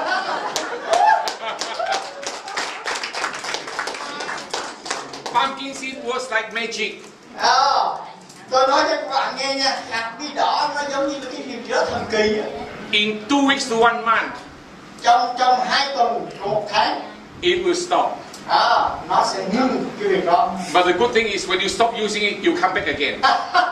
Điều tốt đẹp đó là nếu mà bạn ngưng dùng nó thì nó sẽ trở lại. Okay. Number 1 is dripping, okay? Điều thứ nhất đó là gọi là gì? Tiểu xón. Number 2 is very active bladder. Active bladder. Very active bladder. Là nóng hả? Bladder là gì các bạn có biết mà? You go and sleep in the night. Tiểu đêm á, bị chứng tiểu đêm. And you wake up 3 times to 5 times a night to go and urinate. Yeah, bị chứng tiểu đêm. You think you already urinate. Bạn nghĩ là bạn tiểu hết rồi. And yet after some day you say, I still urinate. You go and urinate again. And at the same time, you do not sleep well and you look tired every day. Yeah, nó làm cho bạn mất ngủ và bạn cảm thấy mệt mỏi. Pumpkin seed. Okay, pumpkin seed. Number 3, what still? Và điều thứ 3. For the man, your prostate gland. Your prostate gland. You have a gland. Prostate gland. Giống như là prostate gland is the gland that for your urine area. Prostate gland. Không biết còn cái từ chuyên môn không biết là cái gì. Kêu ông là tiếng từ này. Kêu ông vẽ là tiếng tiền lương hả? Yeah, tiếng tiền lương. Okay. And many men you get prostate cancer. Thậm chí là bị ung thư các anh chị. Okay. Now prostate gland will normally grow 1 cm every 10 years. 1 cm every 10 years. Small. Bigger. Nó sẽ lớn lên là 1 cm mỗi năm 10 năm. So let's say you are only 30 years old. Ví dụ như bạn 30 tuổi đi. Your prostate gland is only 3 cm. Thì lúc đó cái kích cỡ của nó là 3 cm. Maybe like a grape. Rất là bé. When you are 50 years old, khi bạn 50 tuổi, it becomes 5 cm. Thì nó sẽ là con số 5. 70 years old, 70 tuổi, maybe you get 7 cm. Nó là tương đương với 7. Đó là 7 lần. It becomes the size of an orange. Nó thậm chí là nó giống như là một trái cam vậy đó. So when you go and urinate, thì khi mà bạn tiểu, the urine cannot come out. Thì bạn không tiểu được. So you go to the toilet. Và khi bạn đi toilet, you stand there for a long time. Và đứng đó hoài. Drip slowly. Và tiểu rất là khó. And for you to solve it, you go to the hospital and they drill a hole to make it bigger. Và bạn giải quyết cái đó chỉ có đi bệnh viện để họ giải phẫu. Pumpkin seed will slow down the growth of the prostate gland. Và thì cái hạt bí đỏ này nó sẽ làm chậm cái quá trình phát triển của cái đó đi. Remember, the man here, when your prostate gland is already very big, don't buy this product. Những cái người mà bị cái trường hợp này mà cái chỗ đó nó lớn lên rồi á thì không cần phải mua sản phẩm này. Because it's already very big, when you use it, you will not make it smaller. Bởi vì nó đã lớn rồi thì có uống cái này vô thì nó cũng làm cho nó nhỏ lại. So if you go to the toilet, bạn đi vào nhà vệ sinh, you are old, bạn già rồi, You don't stand there. Bạn không thể đứng ở đó. You sit in the toilet like a lady. Bạn phải ngồi xuống như là phụ nữ vậy đó. And wait for the urine to drop slowly. Và phải đợi cho nước tiểu nó chảy ra từ từ. So you go to the toilet for 10 minutes. Có thể là phải ngồi cả 10 phút mới tiểu xong. Just urinate. Yeah. Pumpkin seed. Thì hạt bí đỏ. The ladies here, you have to listen because normally the men do not look after themselves. Các bạn nữ nghe đây ha, thông thường đàn ông không biết tự chăm sóc mình mấy cái chuyện đó. It is normally the wives who look after the husband. Thường là người vợ chăm sóc người chồng. Most men think we are Superman. Thường thì đàn ông người ta nghĩ rằng mình là Superman, siêu sao rồi. Okay, we only care when there is problem. So remember, pumpkin seed is for 3 things. Okay, number 1. Nhớ là hạt bí đỏ nó cho 3 điều. Okay, for the prostate gland, for active bladder, right? For active bladder, and the other one is what? I forgot. You urinate all the time and dripping. Như vậy là nó cho 3 vấn đề. Thứ nhất là vấn đề tiểu xóm, đúng không ạ? Rồi tiểu đêm, rồi cái do vấn đề là khó tiểu. Why do you think many men wear trousers that are very dark? Tại sao đàn ông người ta hay mặc quần màu đen? They don't need to wear trousers like mine. Họ không dám mặc quần trắng giống như tôi. Because when they drink, they can see. Bởi vì quần trắng thì khi mà bị rớt xuống thì không thấy.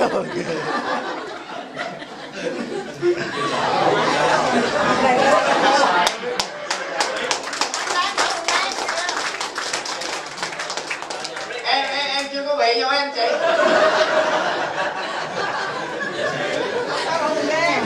Now, ladies and gentlemen, when you use pumpkin seed, there is only one kind of pumpkin you can use. Nhớ các anh chị hạt bí đỏ chỉ có một loại mà bạn có thể dùng. This pumpkin is called cucurbita pepper.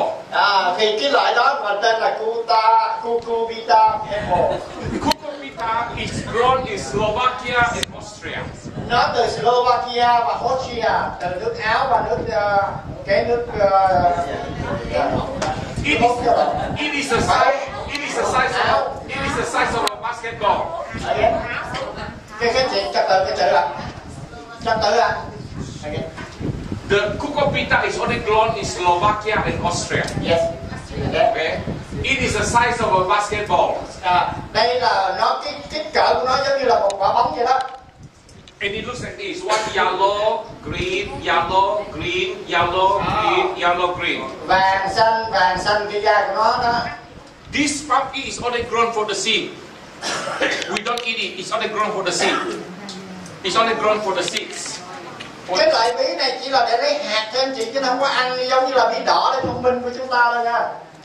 When you split the pumpkin open, khi mà mổ cái bí ra, the seed is soft like the seed of a papaya. Thì cái hạt của nó rất là mềm. This is the only pumpkin you can use. Đây là đó là cái loại duy nhất mà chúng ta có thể sử dụng thôi. So when we start to sell pumpkin seed, và khi chúng ta bán cái hạt này, many companies in Taiwan import pumpkin seed from China. Nhiều công ty ở Đài Loan bắt đầu nhập cái hàng từ Trung Quốc về. The pumpkin seed we use for Chinese New Year. Đó là cái loại mà để bí để ăn Tết á. Ăn vui á. That seed is only oil. Đó là chỉ là dầu thôi. It's no use. Nó không sử dụng được. You cannot use it. So they buy the pumpkin seed, they make into powder and capsule, make tablets. Và họ lấy cái hạt đó về, họ làm thành viên con nhộng, và thành viên nén để họ bán. And they say to you pumpkin seed. Họ nói đó là pumpkin seed, đó là hạt bí đỏ. Did they lie to you? Họ dối, họ lừa các bạn. No, it's real pumpkin seed. Họ đâu có lừa đâu, đó là hạt bí đỏ thật đấy. It's just they didn't tell you this is the wrong pumpkin seed to use. Nhưng mà họ không nói cho các bạn biết là cái loại hạt nào thôi. The only pumpkin seed you can use is cucurbita. Nhớ ha, cucurbita. Okay. Let me ask you, when I have this sent over to Vietnam, do you think you have customers?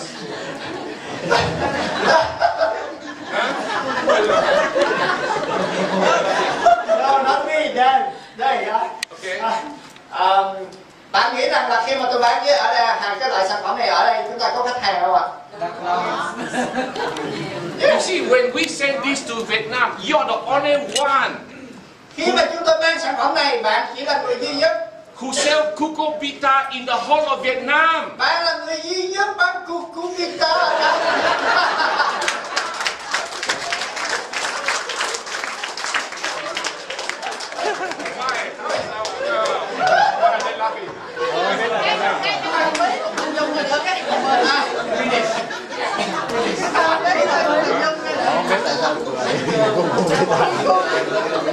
Oh, Cuckoo!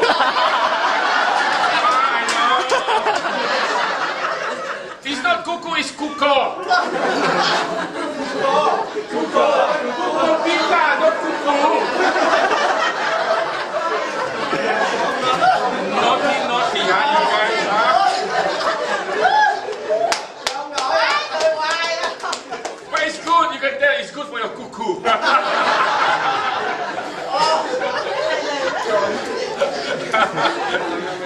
Okay, again, ladies and gentlemen, this pumpkin seed is from Putaro. Nhớ nha, cái sản phẩm của này của chúng ta là từ Putaro. Do you think big factories or companies in Vietnam will use a Swiss raw material? Bạn có nghĩ là cái công ty mà ở Việt Nam sử dụng cái nguồn nguyên liệu từ Thụy Sĩ không ạ? Swiss is so expensive, people don't use it. Yeah, nguồn nguyên liệu ở Thụy Sĩ đắt lắm mà. Alright? Most the owners know they only want to make money. Tại vì các cái chủ các cái nhà máy sản xuất thuốc ở đây họ chỉ muốn kiếm tiền thôi. In DLC, it's not about money. Ở DLC thì không phải vì tiền à. It's about trust. Vì bao cái niềm tin. It's about trust. It's not about money. It's about trust. Niềm tin à. Okay. Now, the other thing that you have to see, okay, is very simple. Điều tiếp theo rất là đơn giản. Always, okay. Luôn luôn à. How much should I give you? Cái hàm lượng của nó là trọng lượng là bao nhiêu? I give you 250 mg of pumpkin seed extract. Đó là 250 mg. And the other thing you have to look at is the price. Và bạn nhìn cái giá đi.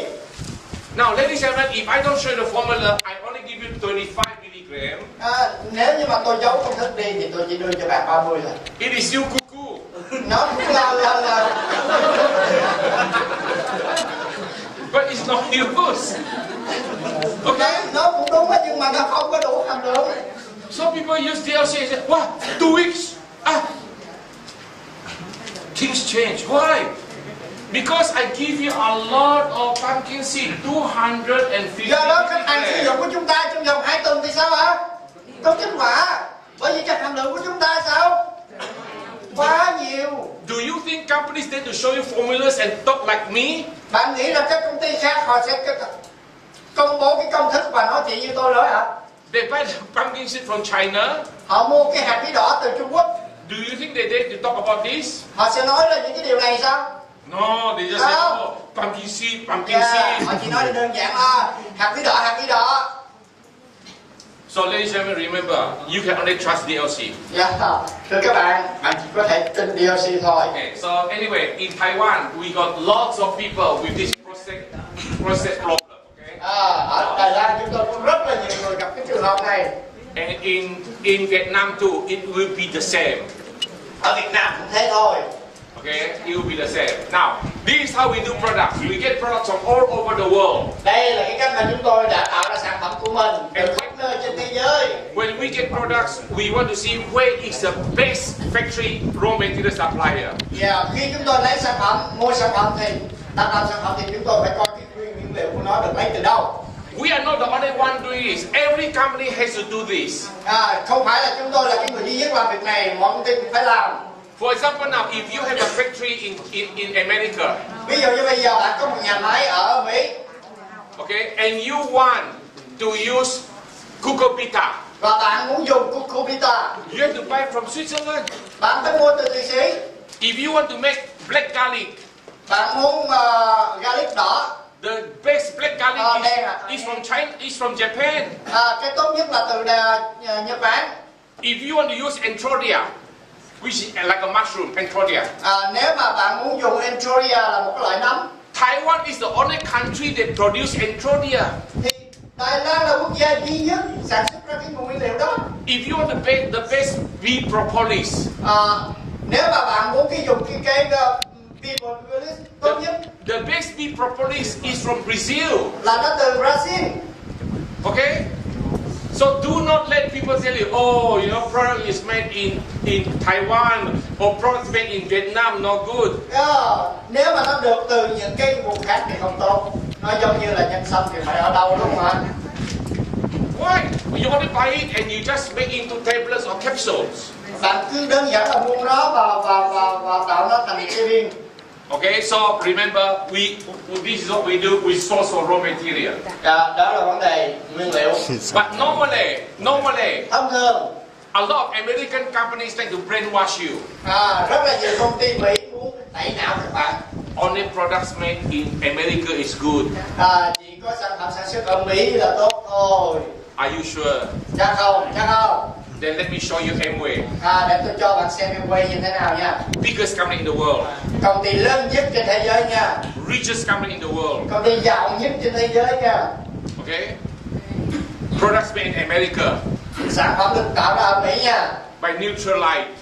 Đó là bởi công ty Neutralite của họ. And in Taiwan they do a lot of advertising. Ở Đài Loan họ quảng cáo rất là rầm rộ. This is their fish oil. Đây là dầu cá. You know what they put in the fish oil? Bạn biết là dầu cá của họ bỏ cái gì trong đó không? Soya bean oil. Đó là đậu nành, dầu nành. Soya bean oil that you use for cooking. To fry your fish. Dầu đậu nành là để chiên cá. This is wrong. Sai. Why the honest just want to make money? Lý do tại sao mà ông chủ có tiền? Okay, let me show you how I make fish oil. Để tôi cho bạn coi sao PHC chúng ta làm fish oil như thế nào, dầu cá như thế nào. Again, okay, I show a few more products. Một sản phẩm khác. This is FLP. Từ công ty Lô Hội nha. The tooth gel. Tooth gel. For brushing your teeth. Look what they put SLS. SLS. Sodium lauryl sulfate. Yes, SLS cause cancer. Và cái chất đó là cái chất mà gây ung thư. Made in America. Tạo ra ở Mỹ. So do not believe people say made in America is good. Đừng có nghĩa là tạo ra ở Mỹ là tốt ha. We look at formulas. Nhưng mà công thức của họ đi. Okay, this is Manulica. Đây là cái sản phẩm của công ty tên là Manulica. Ở Việt Nam không có công ty đó. Products made in China. Sản phẩm được sản xuất ở Trung Quốc. So nowadays, many American companies are now making the products also in China. Bây giờ rất là nhiều công ty Mỹ sản xuất sản phẩm. So in the future, it will get better and better. So should one day we make products in Vietnam. Okay. Rồi một ngày nào đó sản xuất ở Việt Nam. You just know that as long as we control the factory and the raw material will be good. Nhưng nhớ rằng dù có sản xuất ở Việt Nam đi chậm hơn, nếu mà chúng ta kiểm soát được cái nguồn nguyên liệu thì nó vẫn là sản phẩm tốt. Okay. Wait a minute. Okay, never mind. Okay, anyway, I not the fish oil right. Let me continue. Okay, I'll come with the fish oil again. Glucosamine. Glucosamine rất là quen thuộc, cái tên rất là quen thuộc đúng không ạ? Dành cho cái gì các chị? I went to Philippines. Tôi đến Philippines. And one older lady come and said thank you to me. Thì có một người phụ nữ lớn tuổi đến gặp tôi và cảm ơn tôi. She's not a distributor. Cô ta không phải là nhà phân phối. She's a customer. Cô ta là khách hàng. And she said, Mr. Chai, how come your glucosamine is so good? Thì cô ta bảo rằng tại sao glucosamine của PHC tốt thế? Oh, I said, okay, good. I got my computer with me. Thì tôi nói, tôi có cái máy tính ở đây. And I tell you, I'll show you why it's so good. Tôi sẽ cho chị biết là tại sao nó tốt như vậy. Because I give you 500 mg of glucosamine. Bởi vì tôi mang vào trong thành phần của nó là 500 mg glucosamine thân. I can make glucosamine and give you 100. Tôi có thể tạo ra glucosamine và chỉ bỏ vào trong đó 100 mg thôi. But 100 is not enough. Nhưng 100 thì không đủ. Okay, so I give 500. And not only do I give you glucosamine, I also put collagen. I use calcium citrate. Không chỉ là glucosamine không, tôi còn có collagen, calcium citrate, and I use olive leaf vitamin extract. D3, dầu olive, chiết xuất rau olive. Plus I include MSM. Và cộng thêm MSM nữa, một cái thành phần rất là đặc biệt nữa. Will any company show you the formula? Các công ty khác cho bạn coi công thức không? They won't. Họ không đâu. Because if you show the formula, you won't use their product. Bởi vì nếu mà họ cho bạn coi công thức thì bạn sẽ không dám dùng sản phẩm. I show you my formula, and you will never use other products ever again. Thì bạn sẽ không bao giờ sử dụng các cái sản phẩm khác một lần nữa. Why? Because they don't show the formula. Entrodia. This is very good for the liver. Rất là tốt cho cái Liver. liver là gan à. Taiwan is the only country that grows Entrodia cinnamoa. Đài Loan là quốc gia duy nhất trồng và phát triển cây Entrodia cinnamoni. This is our national treasure. Our national treasure. Đây là một cái sản phẩm mà gọi là quà tặng của Thượng Đế dành cho Đài Loan. So if you have any of your friends who has got liver problem, Nếu như mà bạn có bạn bè mà có vấn đề về gan, they drink too much, do họ uống bia quá nhiều, rượu bia nhiều, and spoil the liver, và bắt đầu gan hư, ask them to try Entrodia. thì kêu họ uống cái Entrodia này đi. The liver is a very unique organ. Gan là một cái bộ phận rất là đặc biệt. If you try and save it in time, the liver will repair itself. The liver can repair itself. Repair. Try in time. Repair. It will. Yeah. Okay. If you try in time. If your liver, if you look after your liver, even though the liver is already hurt, if you look after it in time, the liver will repair itself. Cái gan là một cái bộ phận rất là đặc biệt. Nếu như mà bạn phát hiện ra bệnh và bạn chăm sóc nó kịp thời thì tự động nó phục hồi lại được.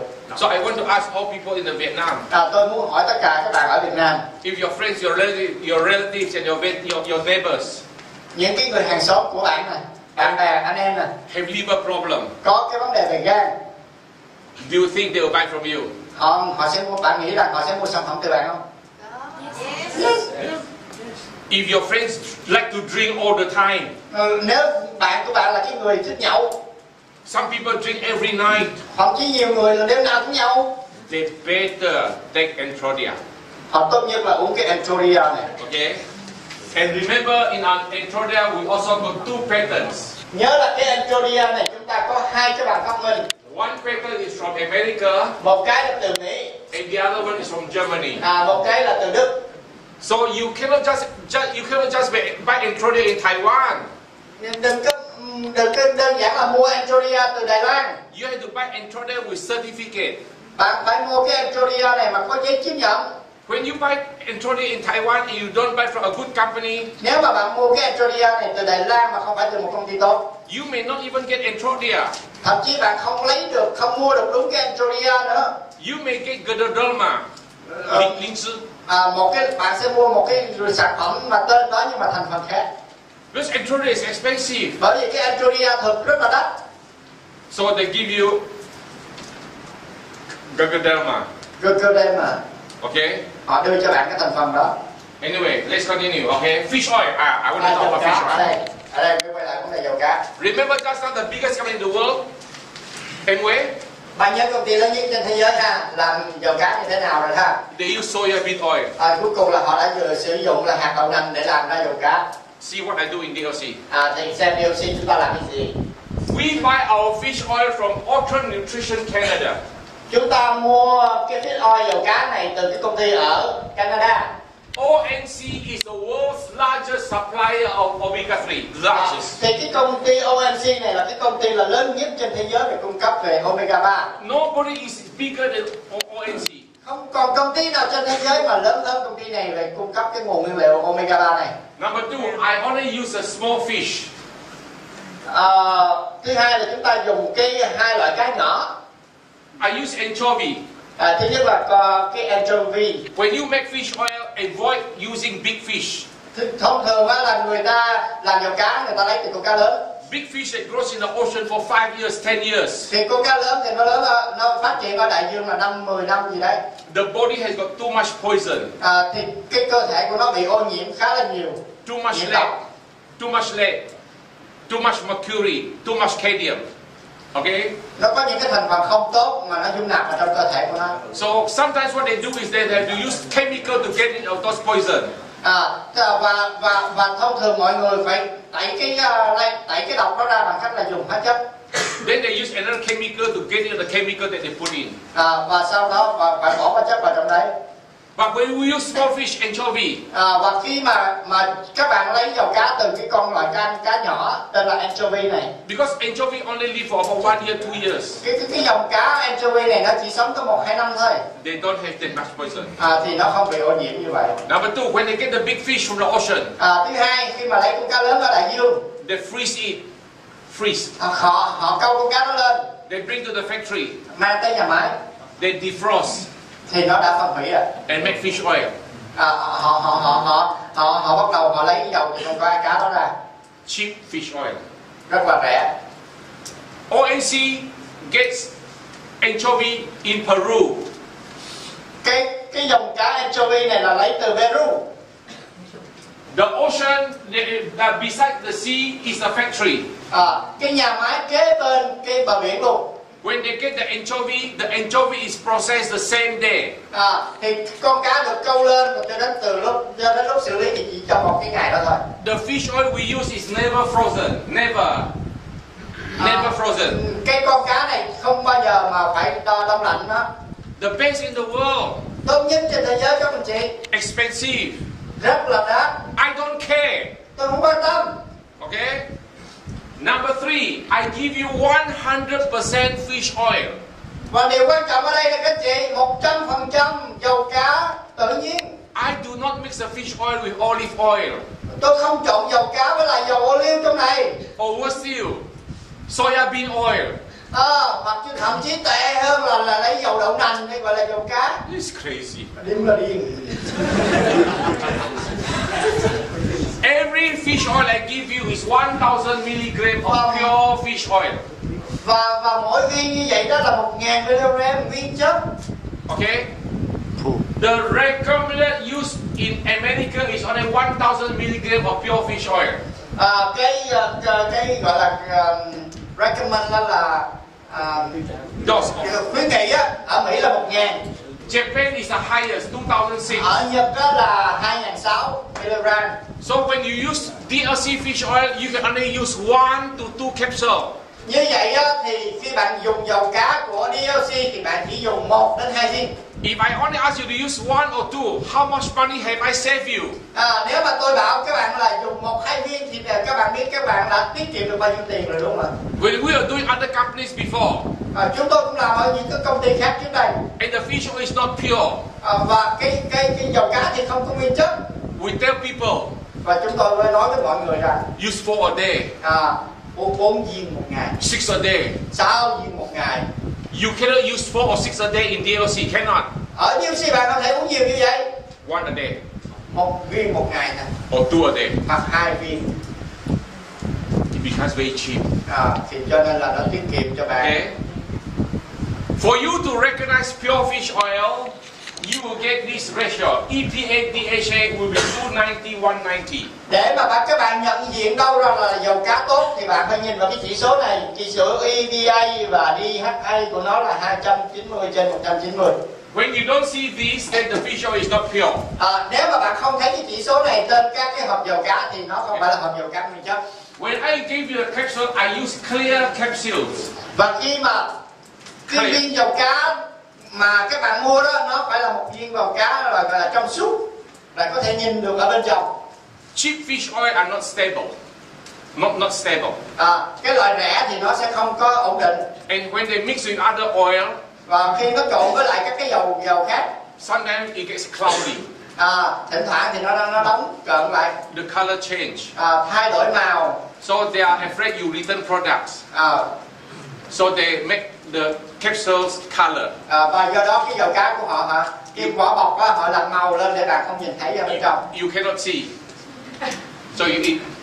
Rồi đó theo mình thấy mà bạn ăn thôi. DLC clear fish oil. DLC là rất là trong suốt. The best in the world. Tốt nhất trên thế giới. Okay. The other thing is now look at the price. Và bây giờ nhìn giá xem. Okay. Now I don't want to show you this. Now we do this. Okay. Nhìn nè, mấy công ty một lúc luôn. PHC, Phẩmdlc, Eddy, Huấn. Okay? Now I want to warn all companies. You don't have to tell people your product. I will show your formulas to other people. Now you can have copies of this, okay? Bạn có thể sao chép lại cái này từ năng. I will give to Nang and you can have a copy of this. Bạn thấy công thức ở đây không? The first thing you look at is this 290, 190. Cái chỉ số mà hồi nãy tôi vừa nhắc các bạn đó ha, 290/190. Pure fish oil. Đây là nguyên chất. Why 128.85? Tại sao bên của Phẩmdlc lên 128/85? Because it's not pure fish oil. Bởi vì nó không nguyên chất. Anyway, why 180, 120? Em quay thì 180/120. Soybean oil. Đó là dầu đậu nành. Why you see 180, 120? Đu kim thì là 180/120 giống em quay. Why FLP 225, 150? Tại sao FLP lại 225/150? Olive oil. Tại vì nó có dầu olive ở trong đó. So if you look at this, và nếu mà bạn nhìn vào cái chỉ số này, if you don't use DLC, nếu mà bạn không mua DLC mà dùng, the second choice is và cái thứ gì thì bạn sẽ phải mua của FLP. Okay, don't use this. Nhưng mà đừng có dùng của Phẩmdlc ạ. Ai đang làm Phẩmdlc nè. This is stupid. And of course, don't use this to this soybean oil. Nhưng mà đặc biệt á, đừng dùng của em quê á, dầu đậu nành á. Next, check the price. Và bạn coi cái giá đi ha. Pure fish oil 1,380. Dầu cá nguyên chất mà chỉ có 1.380 NT thôi. Stupid oil 1,460. Của Phẩmdlc thì 1.460. Soybean oil dầu đậu nành thì chỉ có 1.340. 1340. New skin 1850. New skin thì đắt quá. FLP 1502. FLP thì 1.500. Sometimes you say, oh, you see 120, 90. They just make the capsule smaller. Instead of using 1,000, they use 500. You can only trust DLC. Bạn chỉ có thể tin DLC.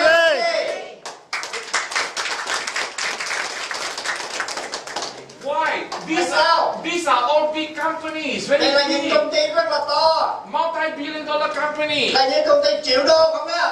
If I cannot trust this big company, nếu mà bạn không thể tin những công ty triệu đô đó, how can I trust Unicity? Thì làm sao tin Unicity được?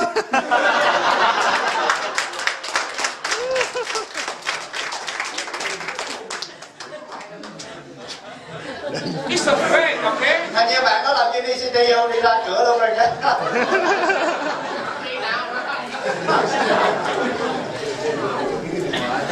How can I trust some small company? Làm sao có thể tin các công ty bé? From Taiwan. Từ Đài Loan. You see, I know those companies. Vì tôi biết những công ty đó mà.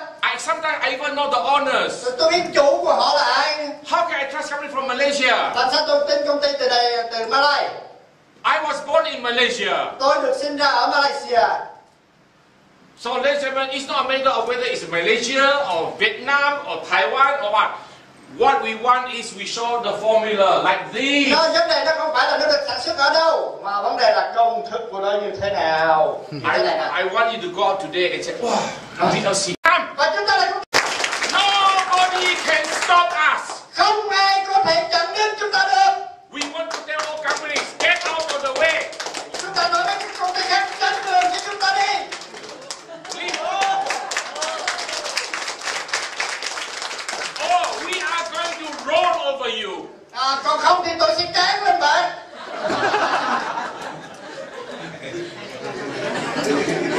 Okay. This is only one factory in ONC, only one. Okay. Remember, ONC makes several kinds of fish oil. Nhớ hai công ty ONC là cái công ty lớn nhất về dầu cá, cung cấp vitamin omega 3 thì đây là một trong những nhà máy của nó. I just use their base, that's all. I use their anchovy oil. Okay. Now, this is all from the website. Okay. Tất cả những thông tin này bạn có thể lên trang web. I'll skip all this. Now, let me tell you about how do we define the best fish oil? Làm sao mà chúng ta biết được cái sản phẩm fish oil tốt nhất? This is the Fish Oil Association. Đây là hiệp hội dầu cá. This is a European country standard. Đây là cái tiêu chuẩn châu Âu. This is Norway. Tiêu chuẩn của Norway là This is ONC. Đây là ONC. Arsenic. Cái thành phần ở trong dầu cá tên là arsenic. Allowable 0.1. Là cái chỉ số cho phép là 0,1. DLC minus 0.1. Thì chúng ta dưới 0,1. Cadmium allowable 0.1. Cadmium là cái chỉ số cho phép là 0,1. ONC 0.01. Của ONC thì dưới 0,01. Lead allowable 0.1. Lead là 0,1 cho phép. ONC minus 0.05. Của ONC đó là 0,05. Mercury allowable 0.1. Mercury ONC 0,1 của ONC là 0,005. ONC 0.005. This is the best in the world. Đây là tốt nhất trên thế giới rồi. And you are the one who is selling in Vietnam in the future. Và bạn là cái người bán cái sản phẩm này ở Việt Nam trong tương lai. Wow. Red yeast. Red yeast rice is very good Red for. yeast rice là cái gì ạ? It's very good for. It's very good for cholesterol. Là tốt cho những người mà bị cholesterol. What one professor in Japan found out was red yeast rice has an ingredient called monacolin K. Thì một giáo sư ở Đài Loan phát hiện ra trong cái gạo lứt đó, gạo đỏ đó, nó có một cái thành phần tên là monacolin. When we eat our food, Khi mà chúng ta ăn thức ăn của chúng ta, our body will produce two enzymes. thì cơ thể của chúng ta sẽ tạo ra two enzymes. Enzyme. Two chemicals. Thì cơ thể của chúng ta sẽ tạo ra hai loại hóa chất. One is acetyl-CoA Một cái gọi là acetyl-CoA, or acetyl-coenzyme. coenzyme. The other one is HMG-CoA. Và cái thứ hai đó là HMG-CoA. Now, HMG-CoA is produced by the body in the night time. Và cái thành phần này đã được tạo ra bởi cơ thể của chúng ta vào ban đêm. So when you eat bad cholesterol food, Và khi bạn ăn cái loại gạo này, this plus A-CoA plus HMG-CoA will produce cholesterol. thì khi chúng ta ăn thức ăn thì hai cái loại chất này nó tạo thành cholesterol trong cơ thể của chúng ta. But monacolin K will block HMG-CoA. Thì cái chất monacolin ở trong cái gạo đỏ đó nó sẽ khóa lại cái việc hình thành cái chất HMG-CoA đó. So when you eat your food and this is blocked, your problem is solved. Thì khi bạn ăn thức ăn vào mà cái chất HMG-CoA đó nó bị khóa lại thì cái vấn đề cholesterol này sẽ không phát triển. Okay. So let me show you.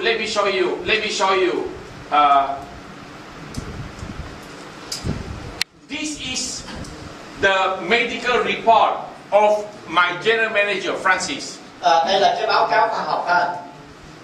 Her triglyceride is 419. Một cái chỉ số triglyceride này là 419. Triglyceride.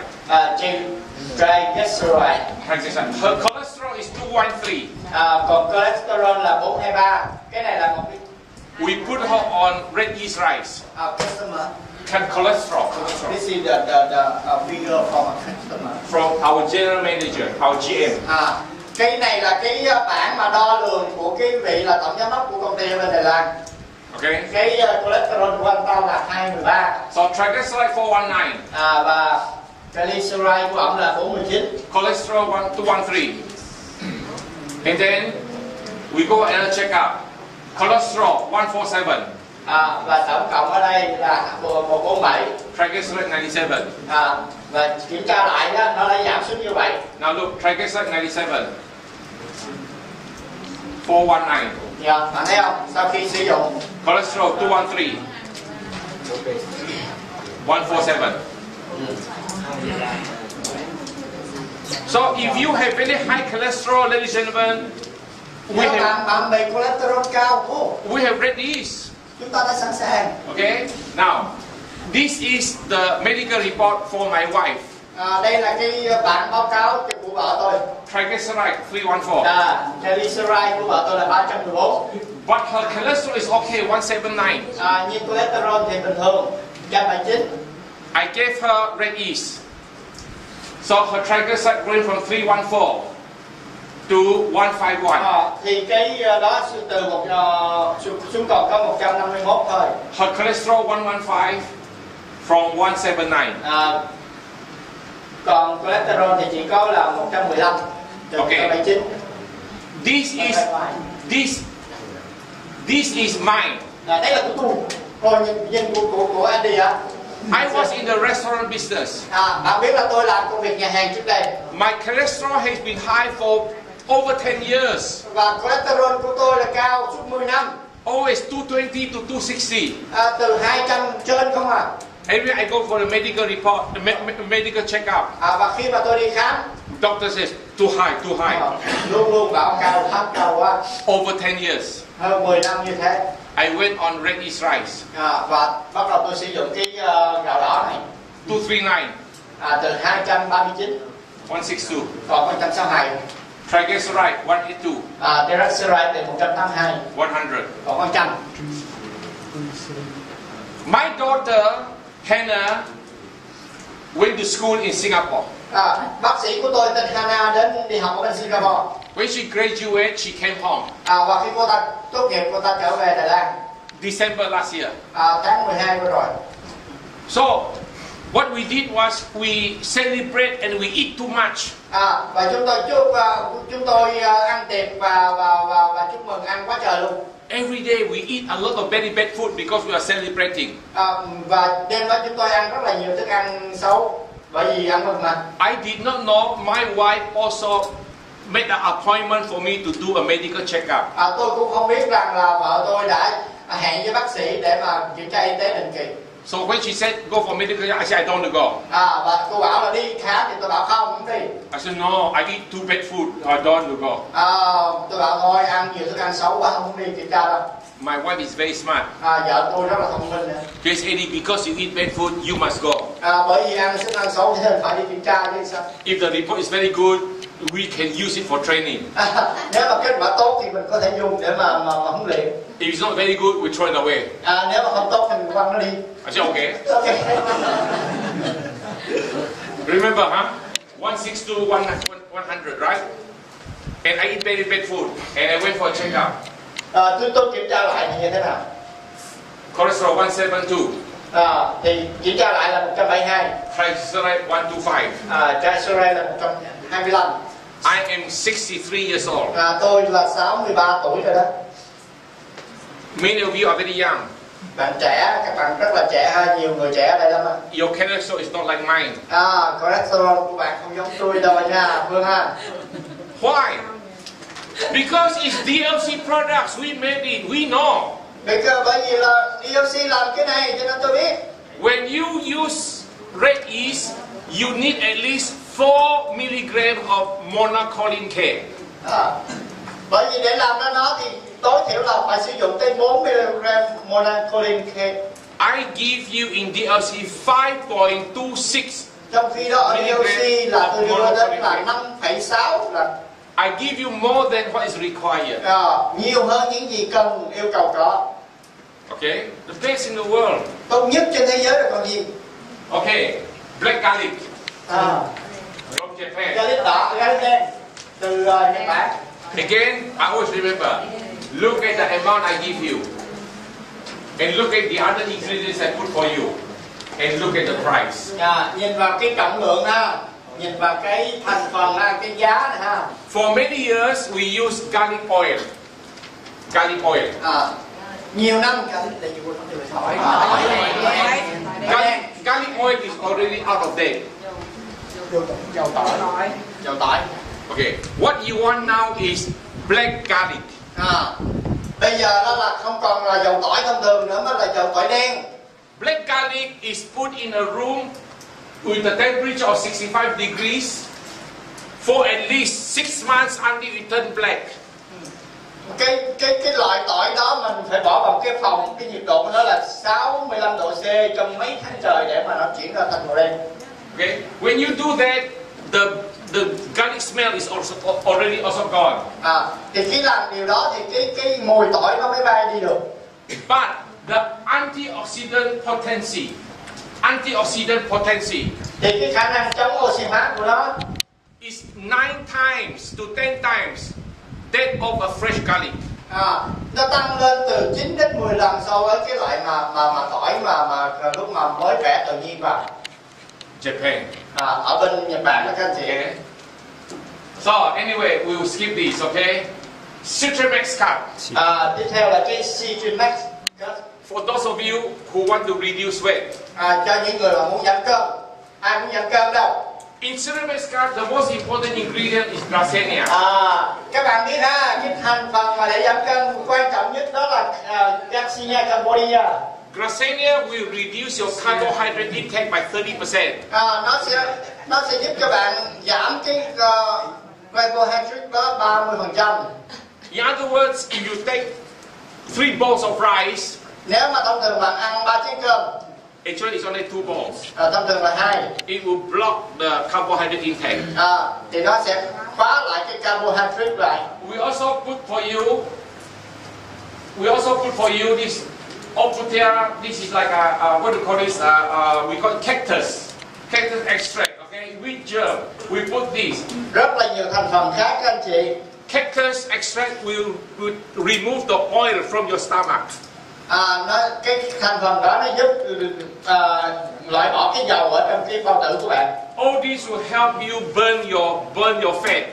Cái Balsamvir và cái phytosterol này nó sẽ giúp cho bạn là đốt mỡ đi.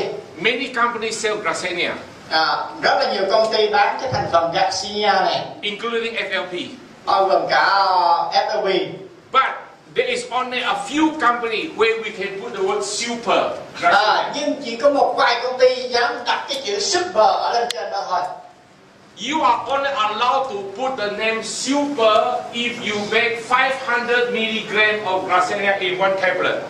Bạn chỉ được quyền đặt cái chữ super đó lên trên nhãn hiệu của mình khi mà bạn cung cấp được một cái trọng lượng là 500 mg trong một viên. So that if you take it 3 times a day, nếu mà bạn uống 3 lần một ngày, you take 1,500 mg. Có nghĩa là một ngày bạn có được là 1.500.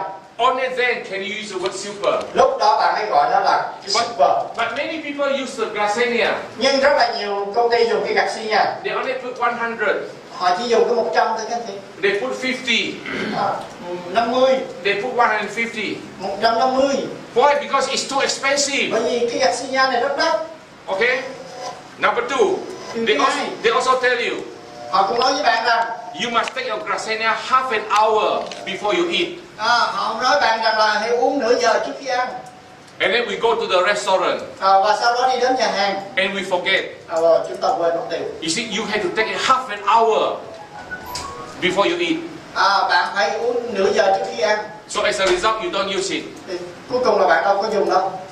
DLC is different. Ours is a 5-minute rapid disintegration. Của chúng ta thì khác biệt, 5 phút ngay lập tức. In other words, you don't have to wait for half an hour. Bạn không phải đợi. When you take the Garcinia, bạn uống Garcinia vào. After 5 minutes, sau 5 phút, it disintegrates and works. Nó phát huy hiệu quả liền. So you go to the restaurant. Đi đến nhà hàng. Take your Garcinia. Uống cái Garcinia vô. Order your food. Rồi bắt đầu đặt thức ăn. When your food comes, khi thức ăn tới, it's already okay. Là ăn được rồi. Expensive to make. Rất là đắt tiền. I don't care. Tôi không quan tâm. Không quan tâm nó đắt như thế nào. You can only buy Garcinia from DLC. Bạn nên mua Garcinia từ DLC. You buy from other company. Mà nếu mà bạn mua ở công ty khác, you go to the restaurant. Bạn đến nhà hàng. Sit down. Ngồi xuống đó. Oh no, half an hour.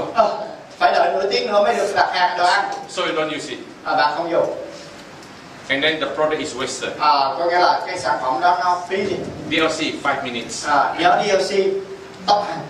You are the only one in Vietnam selling this. Bạn nghĩ là mọi người sẽ bán này ở Việt Nam? Yes. Wow. Look at this. Nhìn đây. Đẹp thế, hay đấy. And she lost all. Wow. Okay. Good thing is she did not lose in the wrong part. It's still okay. Rất là cô ta không mất cân mất cân đúng chỗ. Look at this guy. Nhìn anh chàng này, cô nãy thì giảm 12 kg. Anh chàng này cũng giảm 12 kg. 4 pounds. In how long? Gee, I didn't put the date. I won't be able to remember. Không nhớ rồi. Nhưng mà với giảm cân thì bạn đừng thời gian. Most people will about 3 months or 6 months, okay? Thường là 3 đến 6 tháng giảm được cái trọng lượng đó. Look at me. Anh nhìn tôi nè. This is me. I was very fat. Tôi rất là mập như vậy. Look at this. Handsome. And here I am today. Và ngày hôm nay tôi như thế này. And remember, I already put on another 3 or 4 kilo because my daughter came from Singapore. I'm better than Có nghĩa this. là tôi đã mập lên mấy cân từ khi mà con gái tôi trở về từ Singapore. But the last few months I eat very bad food. I eat too much. Bởi vì mà vài tháng trước thì tôi ăn nhiều quá mà ăn toàn thức ăn xấu không mà. Okay, I lost 11 kilos. Look at this. Tôi giảm được 1 cân. After having baby, she became sau khi có con thì cô ta mập lên như thế. and then she went on our Garcinia. Và cũng gặp sinh nhà của chúng ta. She lost 39 kilos. Giảm 39 kg. But let me show you the record-breaking one. Record. This lady. Nhìn người phụ nữ này đi. My ngồi sao hỏi My đâu rồi nè. This is her in the meeting room. Còn cô ta ngồi ở giữa đó. She attended the meeting and says, "Oh, I want to lose weight," because she was a boyfriend. Bởi vì cô ta có bạn trai rồi cho nên cô ta muốn giảm cân. And she only went into Garcinia for 6 months. 6 months. Và cô ta sử dụng cái gạt sinh này 6 tháng. I've never seen a person losing weight like this before. Tôi chưa bao giờ thấy ai giảm cân như thế này trước đây. Only 6 months. Trong 6 tháng. Wow. She lost 50 kilos in 6 months. Giảm 50 kg trong vòng 6 tháng. In every 1 month, she lost about 9 kilos. This is amazing. Wow, ngạc nhiên à. Okay. And the beauty thing, the most important thing about it is, after losing her weight, her skin, everything is still okay. Mà vấn đề là giảm được cái trọng lượng đó mà da của cô ta vẫn bình thường. Normally, if you go on other thing, when you lose weight like this, your skin, everything is not nice. Thông thường mà giảm cái trọng lượng không tới cái số này là da đã xấu rồi. But of course, I have to remind you that it is not only Garcinia. When you're going to lose weight, it must be a package, not just Garcinia. Nhưng các bạn biết rằng là khi mà giảm cân thì nó không chỉ là đơn giản là Garcinia không. Okay, now I like to go Đó là on. một cái trọn gói. I'd like to now go on probiotics. Rồi, bây giờ tới probiotic. Now, Là lợi khuẩn. you start aging at the age of about 30 plus. When you are over 30 years old, you start to go aging.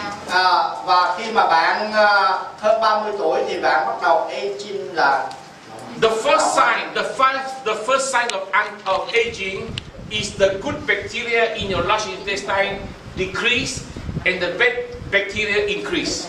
Cái dấu hiệu đầu tiên của sự lão hóa là do là cái lợi khuẩn trong cơ thể của bạn giảm xuống và cái vi khuẩn có hại thì nó tăng lên. Some of you may not know this, and you have not, and you are already 40 plus, 50 years old. Do not be surprised. The bad bacteria in your large intestine is way out of line. It's too much. Thì nhiều bạn đã biết được điều này rồi. Thì các bạn biết rằng là cái vi khuẩn có lợi trong cơ thể của mình là khi bạn 40 tuổi rồi trở lên thì nó quá nhiều. You need to put in good bacteria. Bạn cần phải cung cấp cái loại lợi khuẩn vào trong cơ thể của mình. Especially if you're already 50 years old and above. Đặc biệt là bạn trên 50 tuổi rồi. If not, your skin is not good. Nếu không thì da của bạn sẽ xấu đi. Okay, you lose your hair like me. Bạn rụng tóc giống tôi. Bad skin. Da xấu. You grow old. Bạn bắt đầu già đi. Okay, remember it's caused by bad bacteria. Đó là nguyên nhân của cái vi khuẩn có hại. Good bacteria. Ở PHC tôi cung cấp cho bạn 12 loại lợi khuẩn. 4 kinds of bacteria is for your large intestine. large intestine.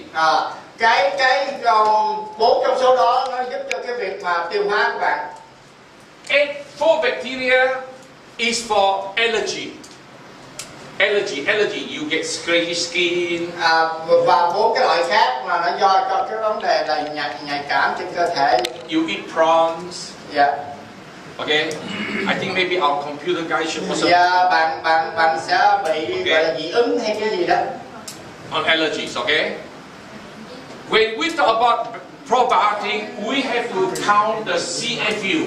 Khi mà nói về probiotic lợi khuẩn thì bạn phải dựa trên cái đơn vị tính của nó là CFU. Or we call it colony forming units. Và gọi tắt của từ là colony forming unit.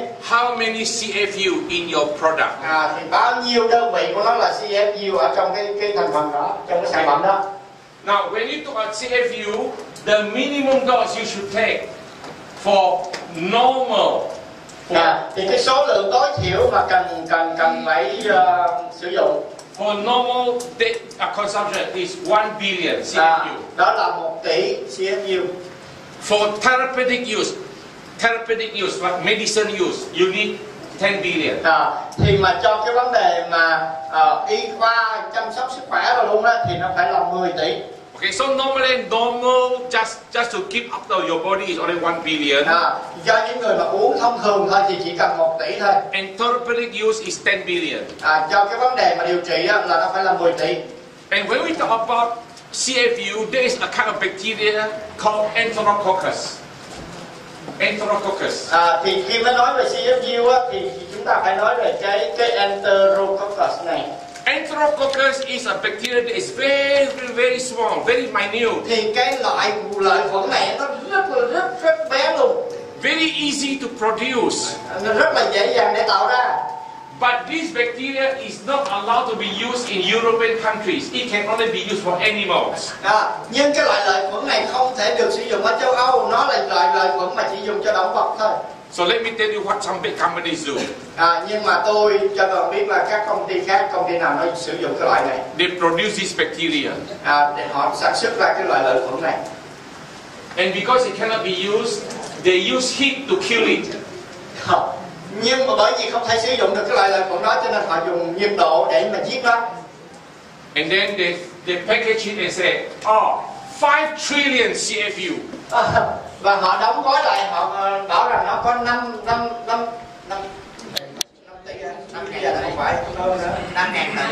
tỷ. But this 5 trillion CFU is all dead bacteria. Nhưng nó là cái loại chết rồi. Để dùng lửa đốt thì nó chết mất tiêu rồi, nhiệt độ bạn. Okay? You cannot use this. Sử dụng nó mà không có kết quả gì hết. So many companies are very bad. Remember, you only need 1 billion for normal use, 1 billion. Bạn chỉ cần là 1 tỷ cho sử dụng thông thường. Điều trị là 10 tỷ thôi. It's 10 billion. And this innocent dispersion, yours is only 1 billion, 10 billion. We are 5 trillion. 5.000 tỷ. Không phải 5 tỷ đâu, billion là tỷ, trillion là nghìn tỷ. And this company is a company called Ecosway. Và công ty sản xuất ra sản phẩm tên là Ecosway. Malaysian company. Công ty Malaysia. Is Ecosway in Vietnam? No. Oh, good. Bad company. They try to come. As the government says, no, stop them. Okay? Remember, VLC, MWay, New Skin, this one cancel. Hai công ty này. Okay? Sản xuất ra cái loại mà gây ra ung thư. Look, number 1, VLC, we give you 20 billion. Ở VLC bạn có 20 tỷ. MWay 1 billion. MWay 1 tỷ. We have 20 times more CFU than MWay. Chúng ta có cao hơn MWay tới 20 lần. Is there any company who want to compete with DLC? Want to compete? You want to compare with DLC? Bạn có công ty này dám so sánh với DLC không? Okay, you have New Skin. Bạn đến New Skin đi. Okay, 2 billion. 2 tỷ. 20 billion, 2 billion. So với lại 20 tỷ. But New Skin only use one kind of bacteria. Nhưng New Skin chỉ sử dụng có một loại thôi à? The PCC, lactic bacteria.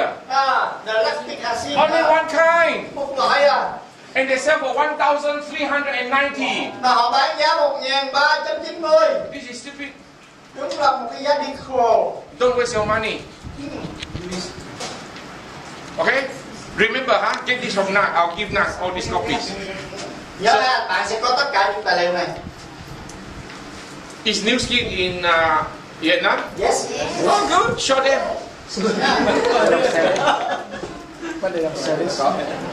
There is a company called Uni President. Có công ty tên là Uni President. And they are very famous for the LP33. Sản phẩm tên là LP33. LP33 is for allergy. Allergy. Cái sản phẩm đó đó là cho cái vấn đề trị về When we talk about allergy, LP33 is up to here. dị ứng, dạ đúng rồi. It is the same as LGG. LGG and LP33 has the same effect on allergies. Okay? The best. Nó có một cái tác dụng giống như allergy vậy. Yeah. The best is LP28. Allergy. Tốt nhất là cái thành phần LP28 này. LGG here. Còn LGG. LP33 is here. Và LP33 thì ở đây. Look what I give you in DLC. Nhìn vào ở DLC đưa cái gì? LGG. LGG. LP28. Và LP28 có cả hai thành phần luôn. I give you both. Thấy chưa? Is there any company who dares to show this? Có công ty nào mà họ đưa ra công thức như vậy không? Chỉ ra như vậy không? Thành phần như vậy không? If New Skin show the formula, Nếu mà New Skin mà đưa ra công thức của họ không? all the distributors will die. Tất cả nhà phân phối chết hết. If Amway show the formula, Nếu mà Amway mà công bố công thức của họ ra, the distributors will be confused. Nhà phân phối sẽ rất là hoang mang. But they don't have to show. Nhưng họ không đưa ra. I will show for them. Thì tôi sẽ đưa ra cho họ.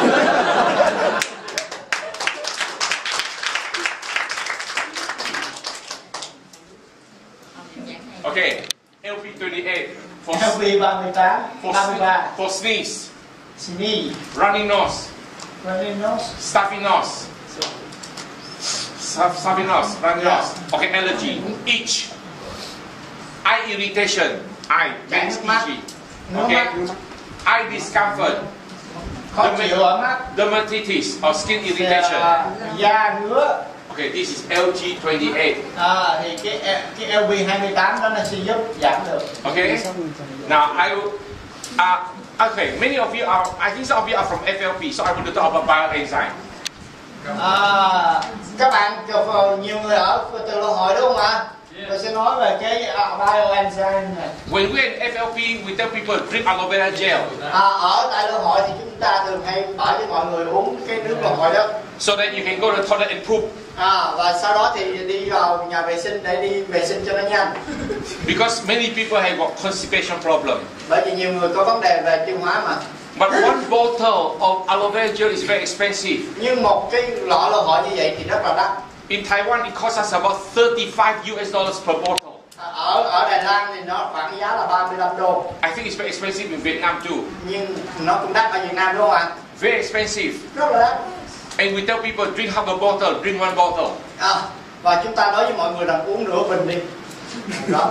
Bioenzyme will also if you eat a lot of bad food, bioenzyme will also make you go to the toilet. Nếu như mà bạn ăn nhiều cái thức ăn xấu thì cái bioenzyme này cũng sẽ bắt bạn đi toilet rất là thường xuyên. But very cheap. Nhưng giá của nó đó là 600. It's only about like about $20 US, 23 US dollars. Nói vào khoảng là 23 đô. But there are 10 packages in a box of bioenzyme. 10 packages. Nhưng mà nó có 10 gói trong một cái hộp như thế này. 10. So only one package is only about $2.5 US. Thì mỗi một gói như vậy thì có khoảng 2,5 đô thôi. So imagine $2.50 for bioenzyme and $35 US for aloe vera gel. Và bạn hãy tưởng tượng đi. Và 35 đô đó là cái aloe vera gel. So với lại cái này là 2.5 đô. This will replace aloe vera gel. Cái này nó sẽ thay thế cái aloe vera gel đó. Very cheap. Rất là rẻ. Okay. Now, I'll skip I'll skip this. Okay, those of you who want to reduce weight, cho những người mà muốn giảm cân nè, you have to concentrate on the amount of calories you take. Bạn phải tập trung vào cái lượng calorie mà bạn dung nạp vào cơ thể. You become fat because you eat too much. Mập là bạn do bạn ăn nhiều quá. Do not tell yourself, I drink water, I become fat. Đừng có nói rằng là uống nước mà mập nha. Or I breathe and I become fat. Đừng có nói rằng là tôi thở mà tôi mập. You become fat because you eat too much. Okay? Mập là tại ăn nhiều quá thì mập. Now, normally, according to your body, you need about maybe about 1,008 or 2,002 or 2,004 calories per day, depending on cơ thể của bạn sẽ cần một lượng calorie là 2.400, 2.500 vậy đó, tùy theo cái mỗi người.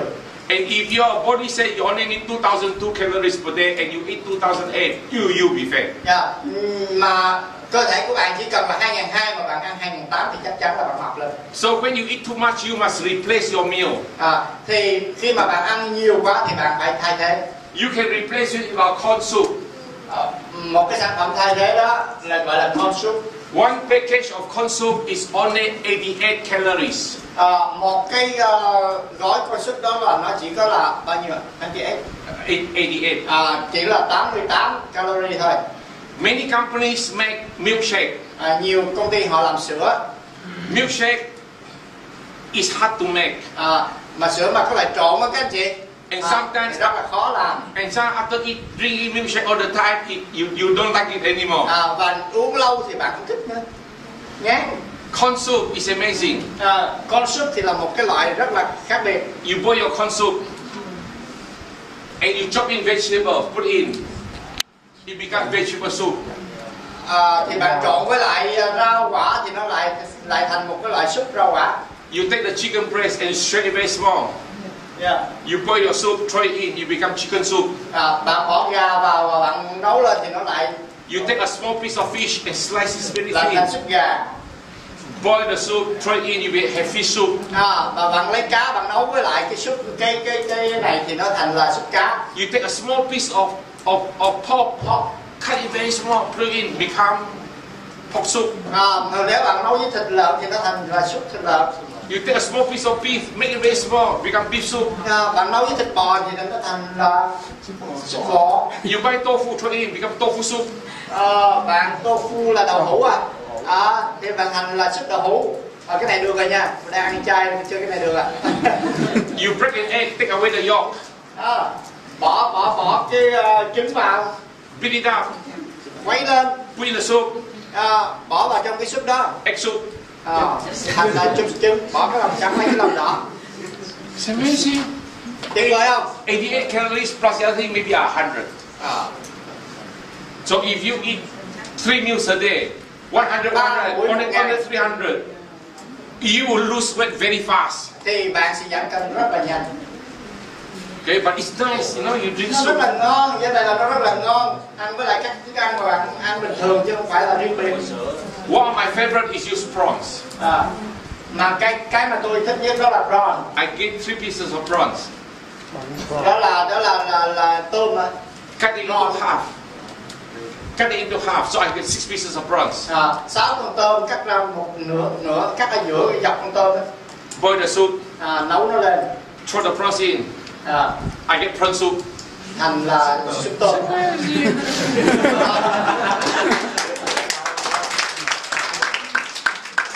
Do you think when we have this in Vietnam, you can sell very well? Bạn nghĩ là mình có cái loại này ở Việt Nam thì mình đang bán tốt không?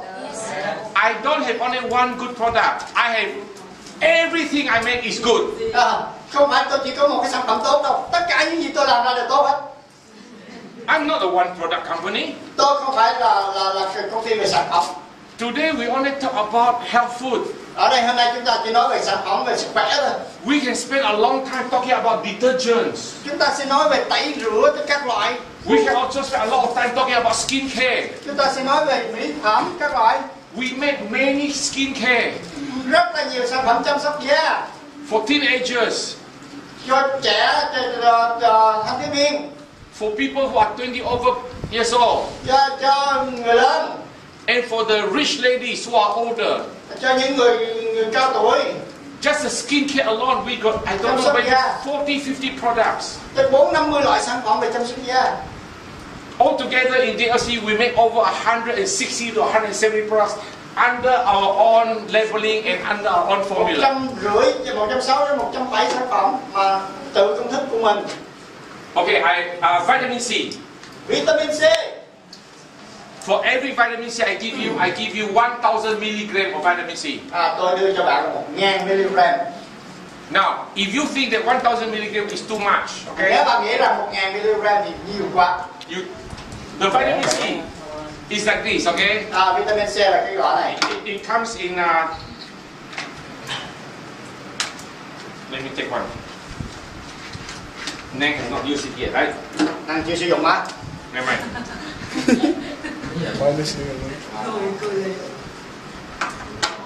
It's like this. Một viên này. 1,000 mg. Dạ. 1.000 mg á.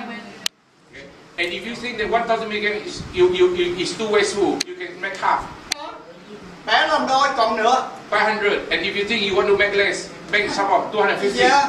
Bạn muốn uống ít nữa thì bạn chia ra làm 4 luôn. But don't do this. I will sell a long time.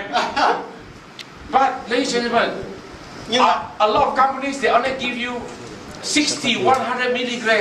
Nhưng nhiều công ty khác chỉ đưa cho bạn 60 đến 100. And they sell very expensive. Rồi họ bán rất là đắt. So if you only want 250, put in one.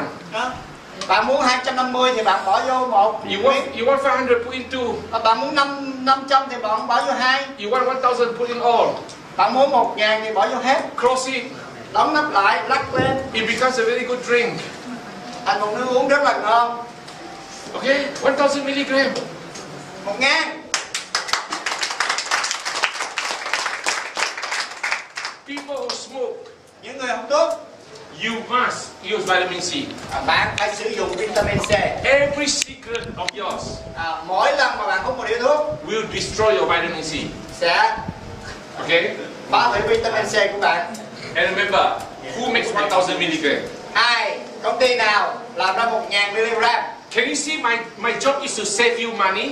Bạn có thấy không? Cái công việc của tôi là tiết kiệm tiền cho bạn. I can make 60, 100 and sell it to you for this price. Tôi có thể làm 500 và bán cho bạn cái giá này. But I don't. Be propolis. What we want is we call the flavonoids. Chúng ta có một cái thành phần gọi là flavonoid. Okay? When it comes to flavonoids, ladies and gentlemen, remember when it is 5 mg of flavonoids, we call it the average propolis. Cái loại này nếu mà nó ở mức 5 mg nó là gọi là cái propolis này là trung bình. When it's 10 to 15, it's good propolis. Nếu như mà flavonoid của nó là 10 mg thì nó là gọi là tốt. When it's 15 to 20, it's excellent 15 propolis. đến 20 mg thì gọi là rất tốt. When it's 20 and above, it's prime, the best you can buy. Nhưng nếu mà nó đạt được trên 20 thì nó gọi là cao cấp. 20 and above is the best you can buy. Thì cái loại mà trên 20 là cái tốt nhất mà bạn nên mua. DLC. DLC bao nhiêu? 28. Wow, 28. 28, okay? But, ladies and gentlemen, we are very careful with what we make. Các bạn, chúng ta rất là cẩn thận với những gì mà chúng ta làm. When the road supplier give us the propolis, we went and doing ourselves and check ourselves, and we use a German company called Rhineland. And the result came up was not 38, was 38.7. Và có một cái chứng nhận cho chúng ta về cái này, có nghĩa là cái hàm lượng của chúng ta là lên tới 38.7. 20 is already the best propolis. 20 là tốt nhất rồi. The one we have for you is 38.7 flavonoids. Và cái mà chúng ta đang bán là nó là 38.7. The best in the world. Tốt nhất trên thế giới luôn. We are the only one who dare to show you a formula. Chúng tôi là cái người duy nhất cho bạn coi cái công thức.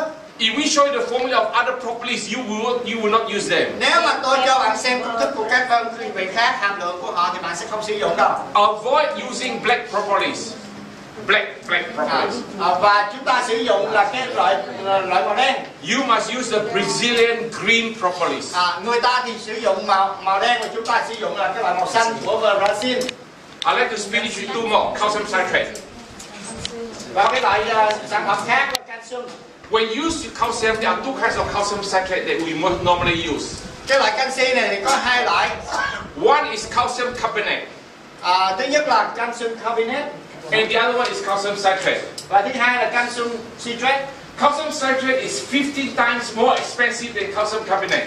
Cái loại citrate này đó thì nó lại là mắc hơn 15.000 so với carbonate. Let's say 1 pound of raw material of calcium carbonate is 100 US. Nếu như mà một cái loại citrate này đó là 100 đô, 1 pound of calcium citrate is 1,500. thì cái loại kia là tới 1.500.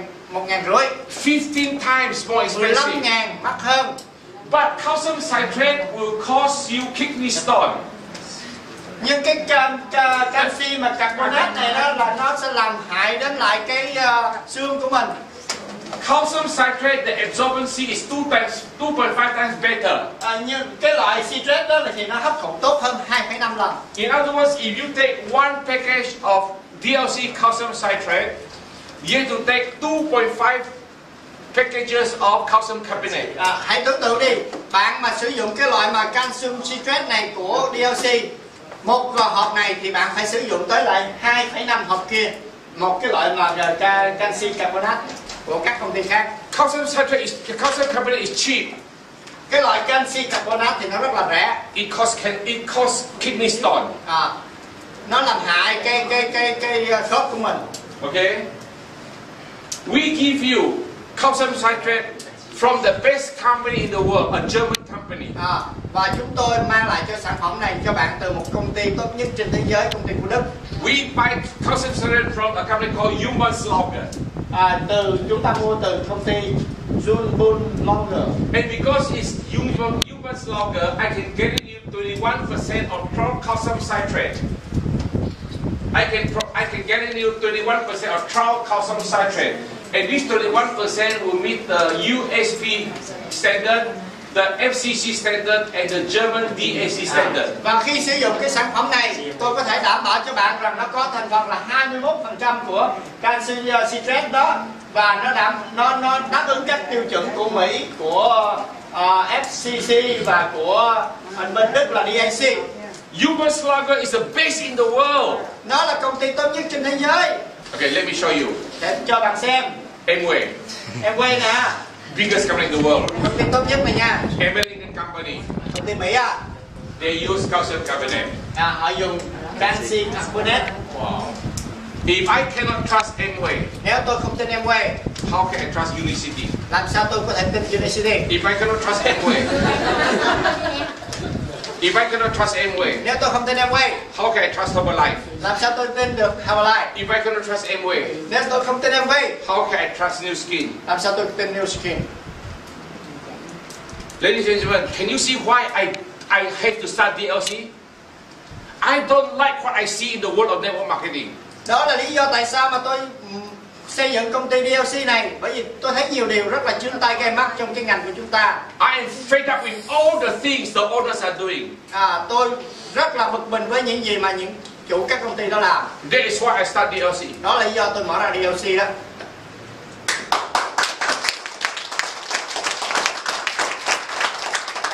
We networkers work very hard. Chúng ta người làm mạng làm rất là cực. We seldom let the owners down. We seldom let them down. Chúng ta không có làm cho họ thấp xuống. It is always they who let us down. Nhưng mà họ lại làm hại chúng ta. They steal all the money from the marketing plan. Họ đánh cắp tiền từ cái chính sách trả thưởng. They steal all the money from products. Họ đánh cắp tiền từ cái sản phẩm, chất lượng sản phẩm. Even though they are already rich. Và thậm chí là họ đã giàu rồi. So we have to do something. Chúng ta phải làm cái gì đó. I wish I don't have to start DLC. Tôi ước rằng tôi không có mở ra DLC. I wish I can stay in FLP and semi-retire. Và tôi ước rằng tôi có thể ở lại FLP và nghỉ hưu ở đó. But I don't like what I see. Nhưng tôi không thích những gì tôi trông thấy. So today we'll end with a story. Và hôm nay chúng ta sẽ kết thúc với một câu chuyện. There's a very rich man. Có một người rất là giàu, một người đàn ông rất là giàu. He is already very, very rich. Anh ta giàu lắm luôn đó các bạn. But he wants more and more. Nhưng anh ta tham lam, anh ta muốn nữa. And the thing that he likes the best is land.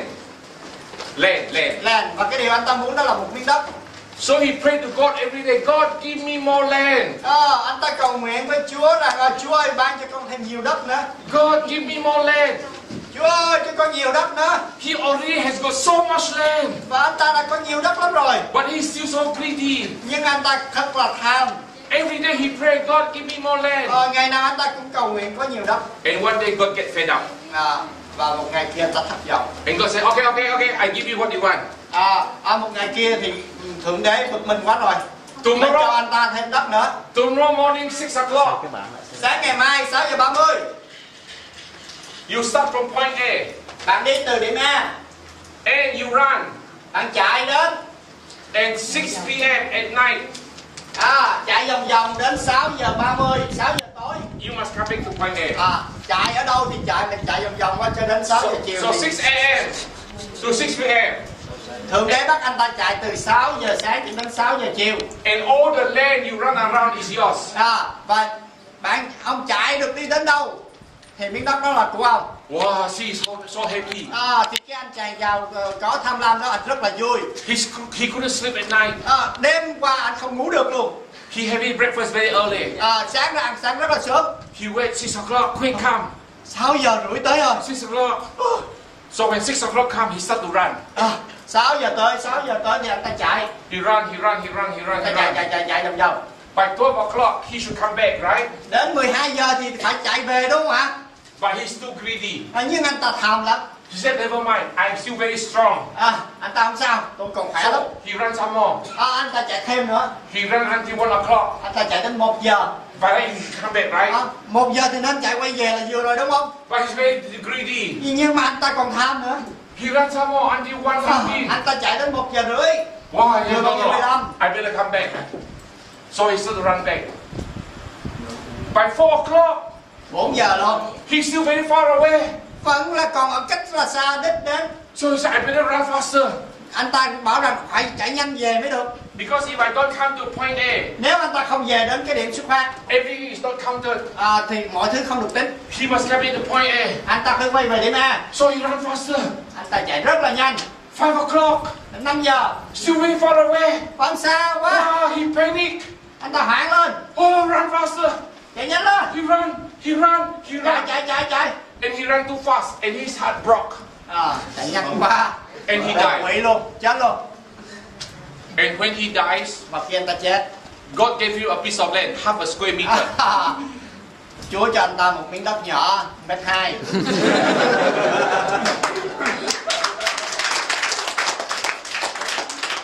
I want to ask all the owners, why are you so greedy? Tôi muốn hỏi là những cái người chủ công ty đó, các công ty đó, tại sao lại quá tham lam? Because you guys are already so rich. Vì các bạn đã giàu quá rồi. Anyway, you are already so rich. Em quay giàu quá rồi. Why you still put calcium carbonate in your calcium? Tại sao vẫn sản xuất ra cái loại canxi từ canxi carbonate này? This is wrong. Thật là sai. I want them to remember. Tôi muốn họ nhớ rằng when they die, khi họ chết đi, only half square meter. Họ chỉ có 1,2 m thôi.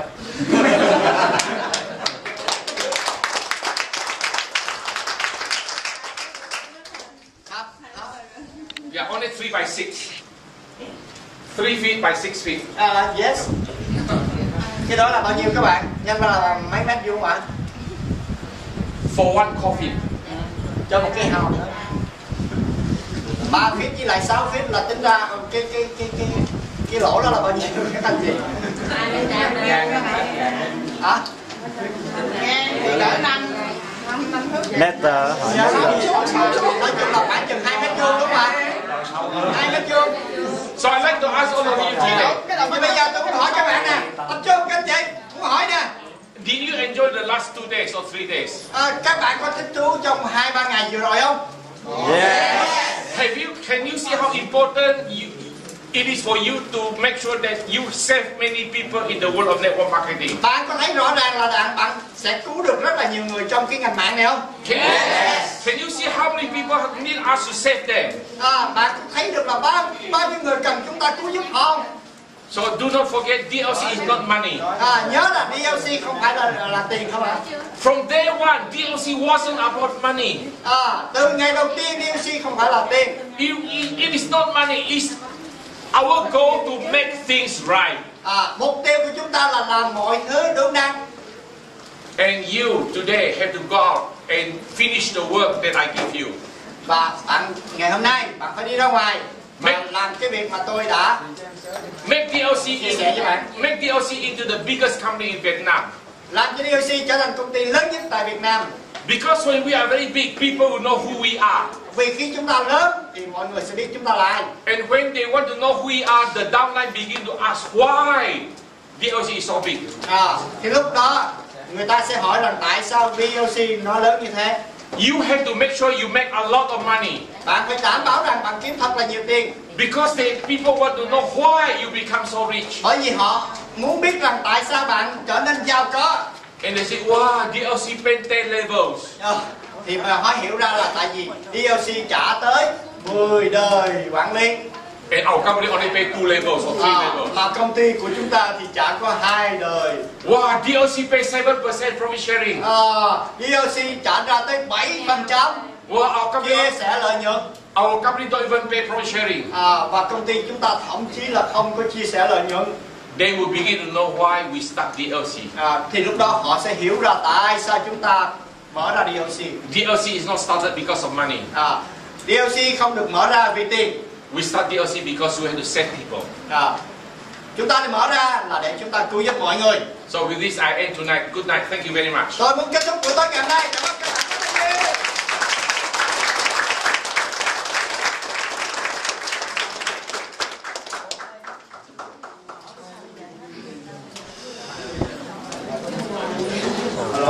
Alo. Xin thông báo lịch trình ngày mai là chúng ta sẽ có